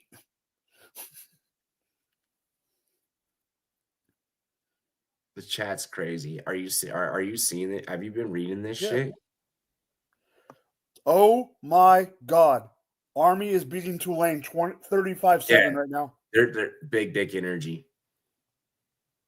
This is Army- capitalism at its Army finest. might make it. Army can make it to. There's a chance Army's going to make it to the title, to the playoff. Bro. Because here's the thing: Here's the thing that we haven't brought up. When Georgia loses tomorrow, they should be out. You want 3-loss Georgia team or say a 1-loss Indy or Boise? I mean, but here's the problem. The top 5 conference champions are guaranteed a spot. Deep spot. So you have Boise State. This is why part of why I want the committee out. I'm like, just fucking So you have Boise State, you have the Big Ten, you have the SEC. Make this shit the Hunger Games. SEC, and you're gonna have Army as the 12th seed. Make this shit the fucking Hunger Games. And guess what is the worst part about Army getting in? They still got another game against Navy next week, and that game is literally 5 days before the playoff. Bro. They're not going to have a bot. They're not going to have an extra week like everybody else. Everyone else gets a week, and then they're going to be screwed. Overthrow the system. Army can't make it to the playoffs. Won't be ranked about ASU or ASU. But they'll be a conference champion. That's the problem. They'll be a conference champ too. Look, let's get into the next topic. We could talk about college football for bloody hours, mate. Oh yeah. Wow, that was such a great fucking debate. That was such a great discussion. All right, so I'm gonna go ahead. I'm gonna throw up the AFC and AFC playoff hopes. And I want you guys, it's time for us to talk about dark horses. I thought we were doing the draft. We are. Okay. But not yet. Okay. Yeah. Okay. So first, I actually want to start with the AFC because I'm a dick and I want to see Mike sweat. You're not going to see me sweat. I think when I put the numbers up, I'm telling you, you're not. I'm guaranteeing you're not. Okay, well, it's not really. Look, AFC odds, playoff chances. Obviously, Buffalo, KC, both have locked that in. All right. Baltimore, Pittsburgh, likely to lock theirs in here within the next week, within this weekend. Chargers, Houston, Denver. Indy's still in the hunt. Not making it. Hey. I know there's always a chance that the fat lady sings. We are doing a fucking podcast, all right? There may be some random indie fan watching, and it's like, why the fuck did he just do that? Because that's my opinion. Boys, look, the odds are on the screen. Give me your dark horse. I feel like it's pretty much definitive as to who's going to. I mean, Miami could still squeak in at 7.6. Like, it is mad fucking scary. What are you guys thinking? Let's talk dark horses. You can feel free on your own screen to play off bracket, but these are just the chances per sports line simulations. Taco, you start. I mean, it's kind of hard for really dark horses in kind of the NFC. I mean, AFC. It's just kind of like AFC. It's just, I don't know. It's very top heavy. It's not a situation where you're looking at these bottom end teams are really going to have a shot at. Yeah, so 7 teams make it. So we're looking at the Broncos or the Colts or the Dolphins. And the Dolphins are 3 wins back. I mean, I don't see a team really overtaking the Broncos for that final playoff spot. I don't think that the Colts will win enough games in order to overtake the Broncos.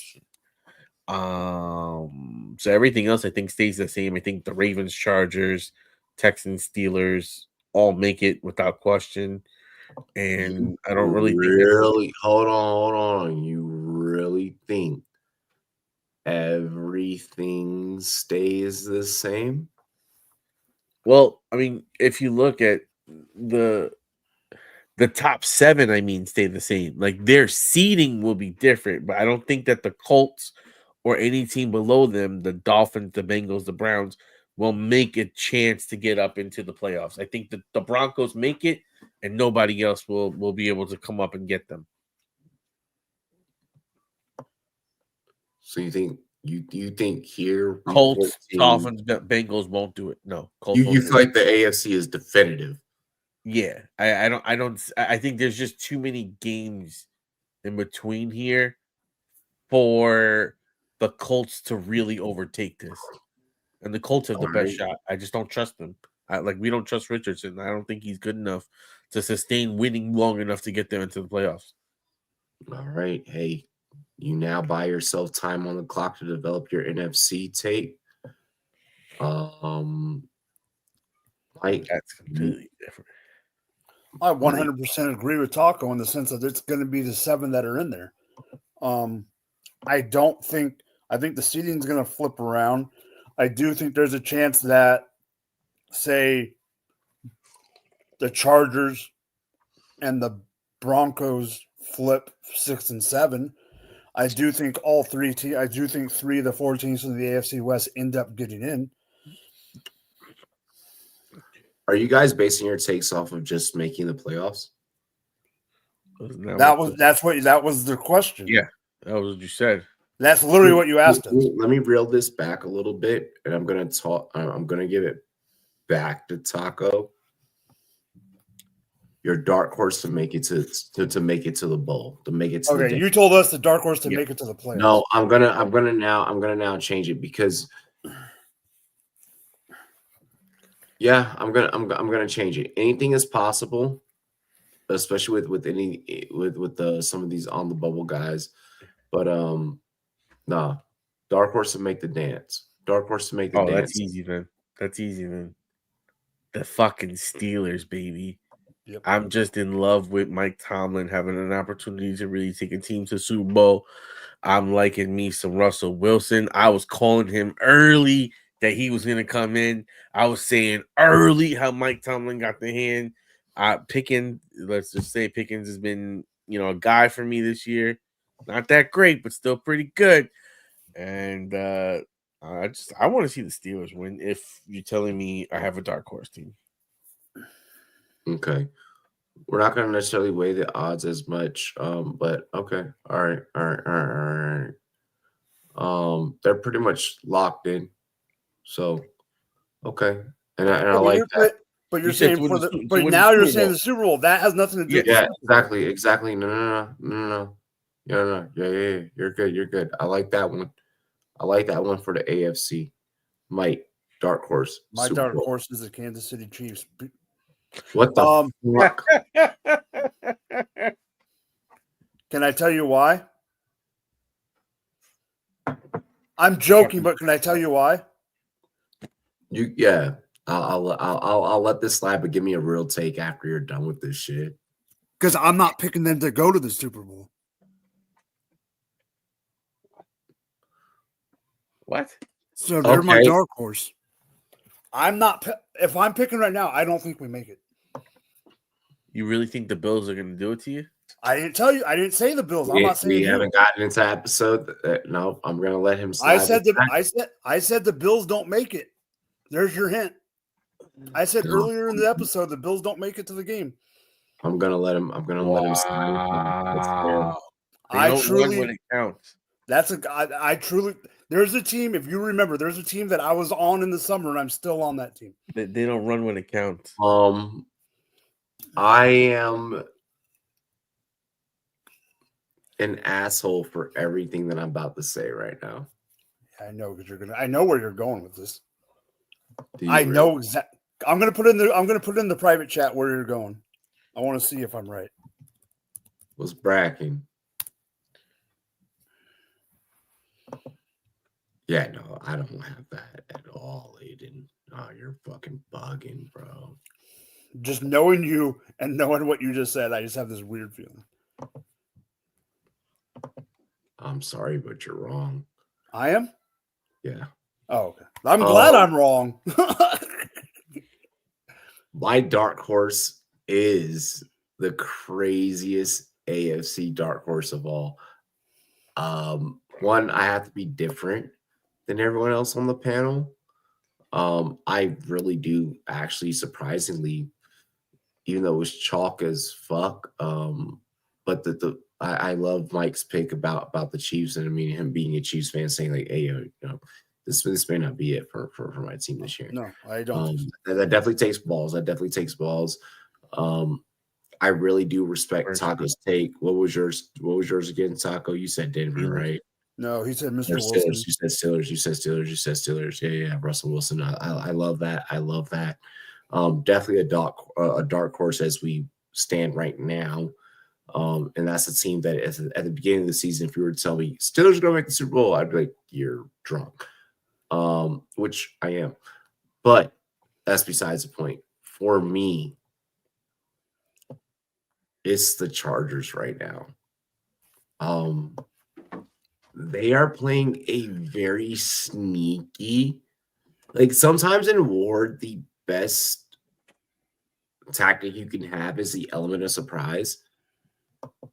And the Chargers are playing out of their fucking mind, and no one is paying attention. No one is looking close.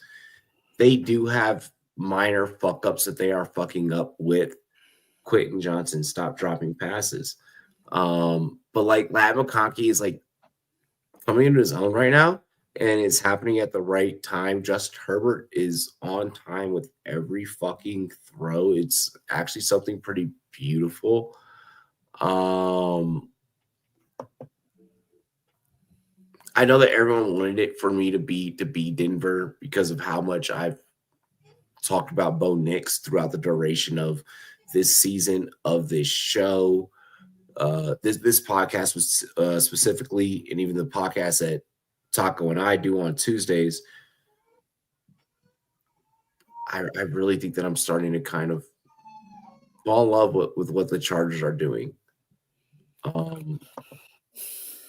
So yeah, for me, yeah, it's Jim is doing something with this room. We're talking about dark horses, so I mean, don't hold me to this. No, I'm not holding it to you at all, but I honestly, I know I put in there who I thought you were going to pick, right? Yeah. I think they're more. I think I'd be more afraid of them over the Chargers. I have this weird feeling. I would be more afraid of the Broncos more than the Chargers. I agree with that take. I mean, the Broncos definitely deserve to be in this conversation. I don't understand how Peyton's doing this. Peyton's cooking. He's proving so many people wrong. The Broncos are just playing such good team football, but so are the Chargers. I mean, Cody Barton gets the green dot after Alex Singleton tears his ACL in week 2 or 3. He's playing out of his mind. Cody Barton's been capable of this. I know, but he went there being behind the starting linebacker is what I'm saying. Benito is being awesome. Obviously, PS2 is PS2. I mean, that's what scares me about Broncos. That's what scares me. But they can also they can also have one random person go for 110 and then not score again in 2 weeks. Look, we'll see. They play each other December eat 17th. crow. I'll eat crow if I have to. Like I don't care. Don't Like, forget, they play each other. You're going to be calling a game. They play a Thursday night game in 2 weeks. Chargers Broncos Thursday night. fuck, I'm gonna be doing that IRL. It's in LA, but it's December 18th, I think. Yeah, It's that week. It's gonna be vicious. It's gonna be vicious. Let's talk about the NFC. Now, this is just chances to make the playoffs, but see, this is where it gets tricky.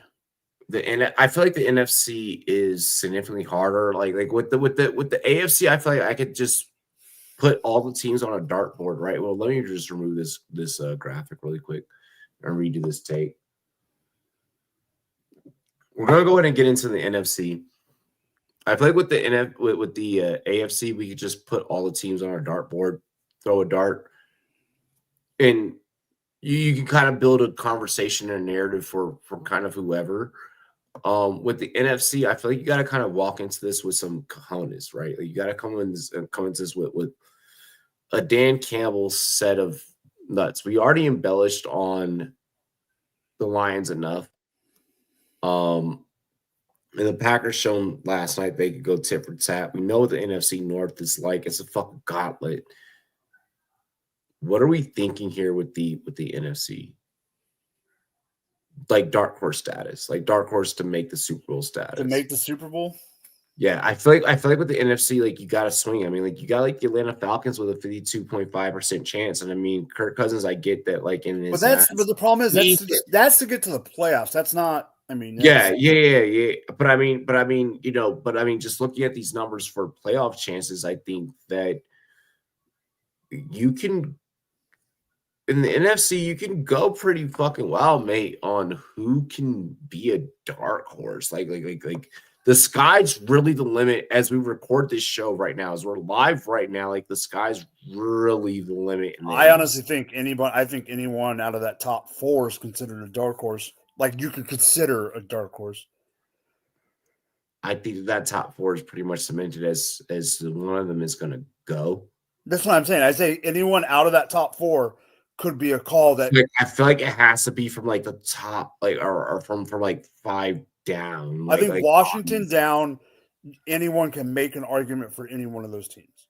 I mean, that's where you would start the argument.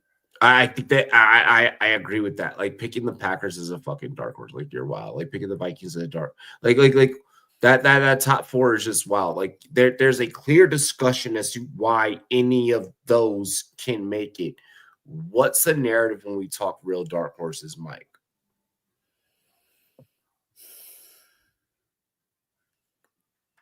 I'm gonna go real dark horse, and do not freaking hold me to this. Like you said, do not hold you to the Chargers. No, hold me to the Chargers. But because I don't want to be held to this one because I don't think it's going to happen. I'm saying if it's a dark horse and it's not one of the top four, I got a big set of fucking nuts. So I'm willing to put them on the table on the. I'm throwing my nutsack on the Arizona Cardinals. Okay, 27.3% chance of making the playoffs. Because guess what? But here's the thing: if they beat the Seahawks this week, they take the division lead. Nice, easy path out. Do you think that the Cardinals have what makes you think that the Cardinals have what it takes as a dark horse? Let's say they make it. Let's say they make it based off your prediction right here. What is your path? What gets them there? McBride and Connor. McBride is my dynasty tight end one heading into next year. I'm gonna just say that. But I think let's just say I think Connor is going to prove. Anthony counts as a dark horse. Yeah, I think Connor proves in the playoffs. If they get that far, it's because Connor proved why he got that contract extension. Okay. Does that make sense? You're going to take the Cardinals. You're going to take the Cardinals. Yeah, because I don't trust freaking Geno Smith in the playoffs. I don't trust that offense. Wow. Dallas won. Our chat's vicious. That was fucked up. There was no need to fucking send a shot. Taco's dark horse is the New York Giants. My gosh. That would make him upset. That would piss him off so bad. I do have McBride over Brock next year just because I need to see what's going to happen with the Ravens, like QB situation and receiver situation. And like, I just need to see how that roster is going to be built after free agency, after the draft. Like, there's some things I want to confirm before I just go like Brock over McBride right now. For me, tight end one is McBride heading into next year, but that's just purely like tight end position, nothing deeper. Tampa's defense, Baker and Bucky been holding it down without Godwin, Aiden. Hey, look, valid.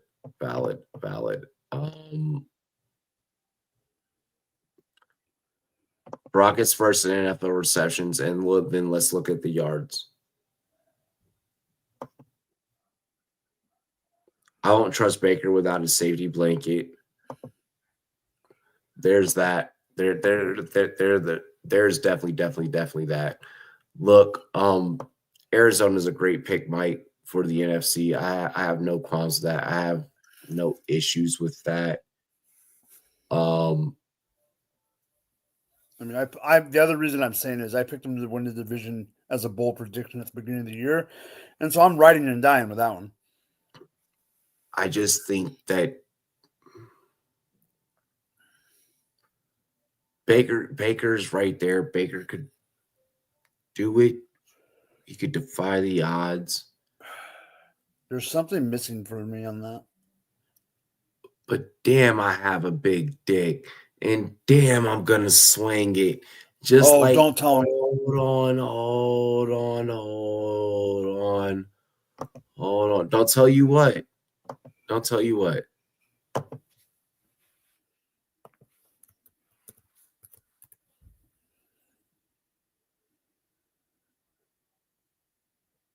Hi, everyone. My name is Mike. They left me alone. Hang on. Come on. What is your problem? I don't know. I'm unfreezing my camera, good sir. Shit. Hang on.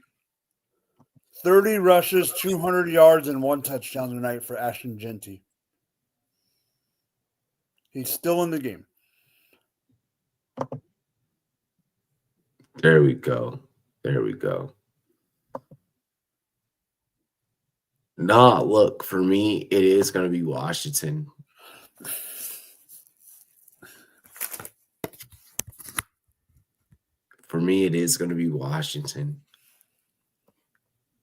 If Jaden Daniels is really back healthy, mate, like if Jaden Daniels is really fucking back healthy, then yo, let's go. Like we can really cook. Like if you want to talk about offenses that can go back and forth potentially with anybody in that top ranks, like I mean, we could fucking do it. We could do it. Shut the fuck up. Suck my dick. What did y'all think that this was? This is my fun. Let's go.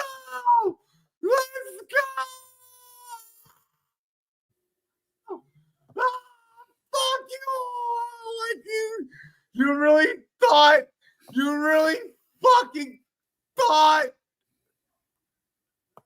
like the fuck.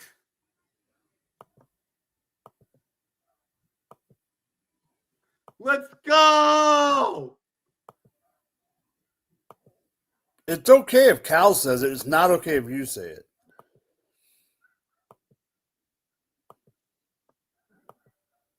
Marshawn Lattimore. You guys even cut Lattimore Forbes. is now fucking here.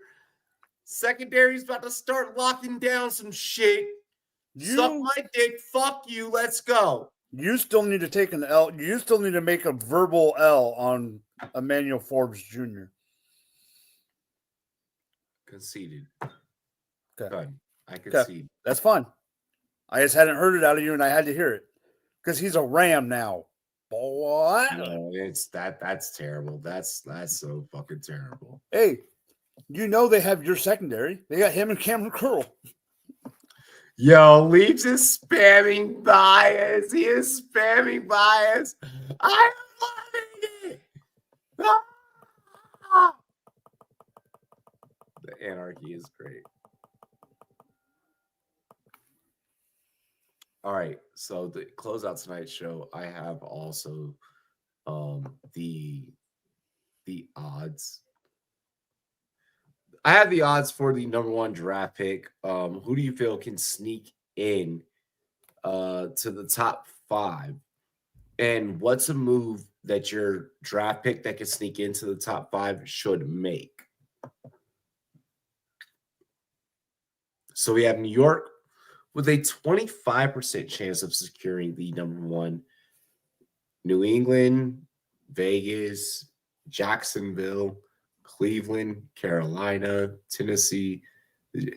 Like, better yet, if you want to just pick anyone off of this and pick a spot that you think that they will land at and what they should do, like if you want to get real deep and poetic with it, you can, because Taco's not here, so we don't have to focus on like we can go wherever we want with this. Okay, so can you repeat that question? Sorry. What am I actually picking out of this? Who do you feel they can sneak into the top 5 of the draft picks, and what's a move that you think that they should make? Oh, easy. Into the top 5 or into the top pick? Into the top 5, not necessarily number 1. If you want to take the cake and go from number 1 pick, Carolina move up to the Carolina, jump into the top 5 and then trade that pick away and get all the assets back that you fucked up on. Which would inquire what? Like explain the scenario. They're losing to Philadelphia this week. Yeah. Carolina loses out or wins one more game, moves into like the 3 or 4 spot, then trade that 3 or 4 pick on draft day for someone that needs their quarterback and get assets back to replace the assets you lost when you traded for Bryce Young. Get more picks. So Carolina moves off from Bryce Young. No. I'm just saying regain assets that you lost to give him. I mean, you gave up a bunch of weapons picks. To give Bryce weapons. Yeah. You're staying on Bryce. That's what I'm saying. You're trading that pick away and getting more assets, like move down into the top 10, get a wideout, get a McMillan, or get a lineman and get a pick in the second, like top 10 pick in the second round, and then get a weapon. Or something. I get it. Give Carolina move up into the top 5. Gets it to the top 5. Trades away the top whatever 5th or 4th, 5th pick. Yeah, that they get, and then trade away that top pick to load up on value later in the draft. Let's just say they move to 3. To surround Bryce with either protection or weapons. Say they move to 3, right? I'm just making this up. Say they move to 3, they get on the clock. Travis Hunter's still there. Mm-hmm. You either pick Travis Hunter and play him at both, or if someone really, really wants him, trade with that team and then bada bing, bada boom. Okay. Because I don't think Travis Hunter's going to want to play in Carolina. No. Fuck no. My take is pretty fucking wild, mate. If I'm the Giants, someone is going to let me take on their salary for a wide receiver, or even I don't even have to. Maybe if Cleveland stays right there at 5, just given the data that I'm showing here on the screen, I could see myself, if I'm the Giants, being like, hey, I'm going to move back. I don't think that Shador is necessarily, or even with the Raiders, honestly. Let's say the Raiders stayed right there at 3, actually. Let's go off the narratives. Let's say the Raiders stay right there at 3.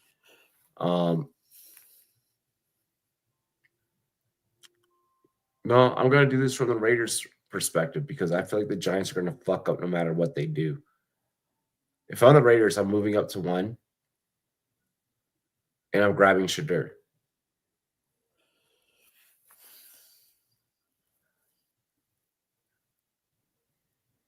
Because here's the thing. Here's the thing.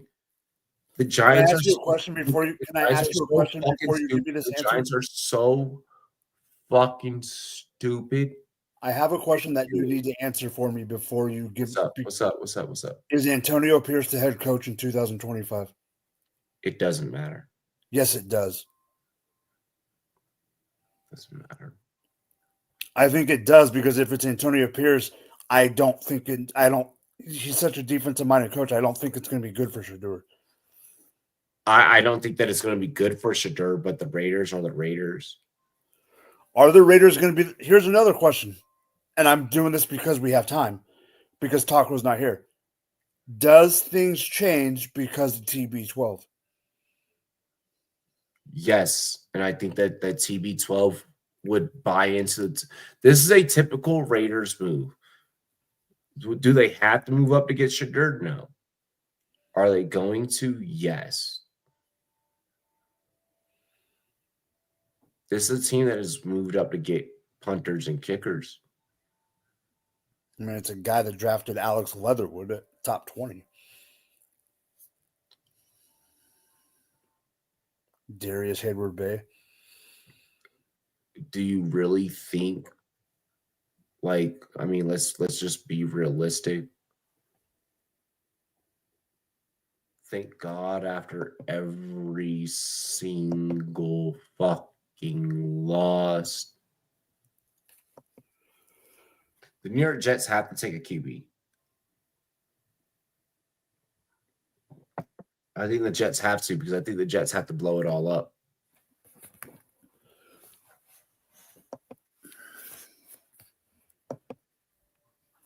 Jags have a Mac Jones and Doug Peterson. How are we not one? I want Jags to honestly go and get Travis Hunter. Because I think that it gives them an option, whether they get it right or wrong, they can build themselves out on offense or defense. So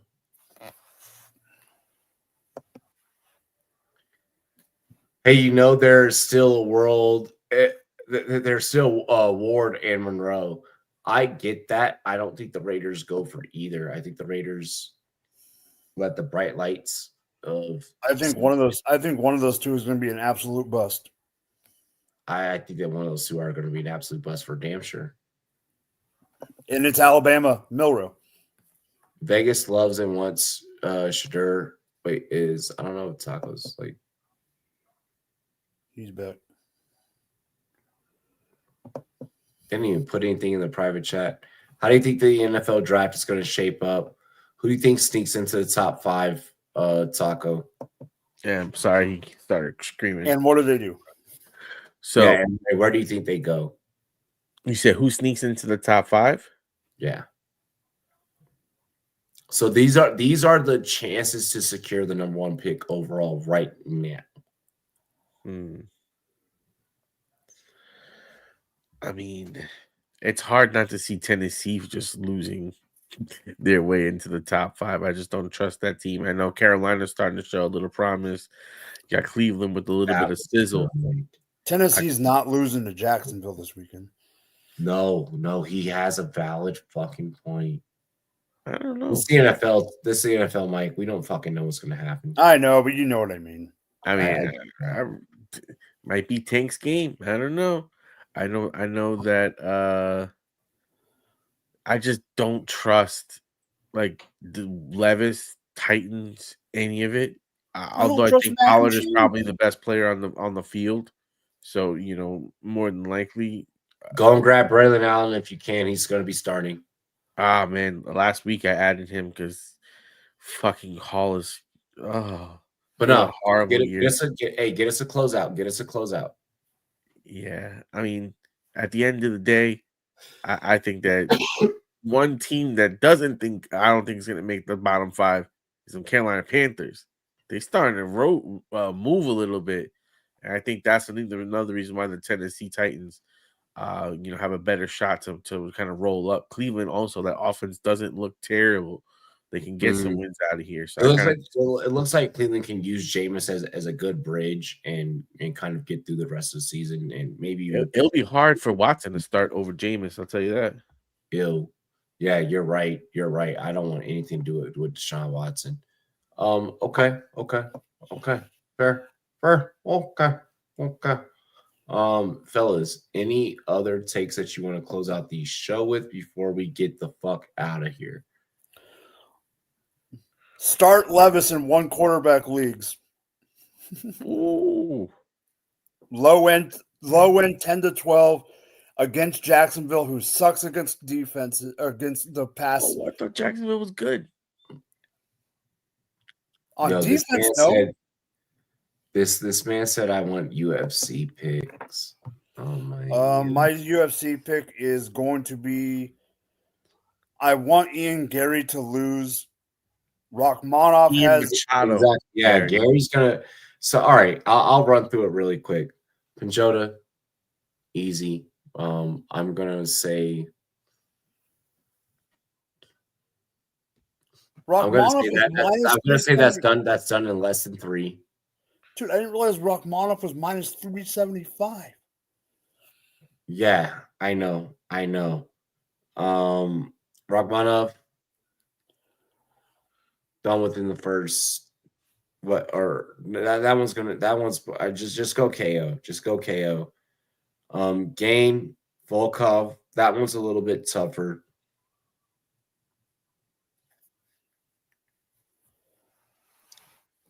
Give me Gain.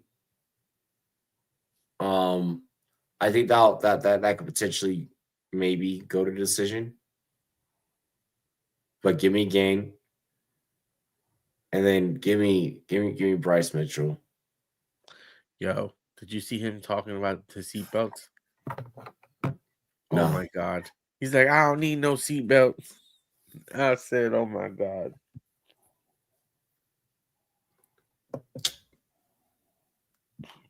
Gain has gains. Yeah, I understand. I understand Van Cook Kai. That's what I'm saying. Other than that, yeah, that's my quick UFC picks. In terms of, I already talked about what I feel is going to happen with the NFL draft, so we're solid there, mate. Ayo. Cheers to me. Cheers to you. All the Rumboyz and girls, what it do? Ayo, stop it. No, I'm not picking prelims on this show. Good seeing you all tonight, fellas. It's been a minute since I made it Friday night. Hey, all good, Calvin. Ayo. Let's have a good Saturday. Fuck yes. Excuse me. Cheers to me. Cheers to you. All the Rumboyz and girls, what it do? Dilly.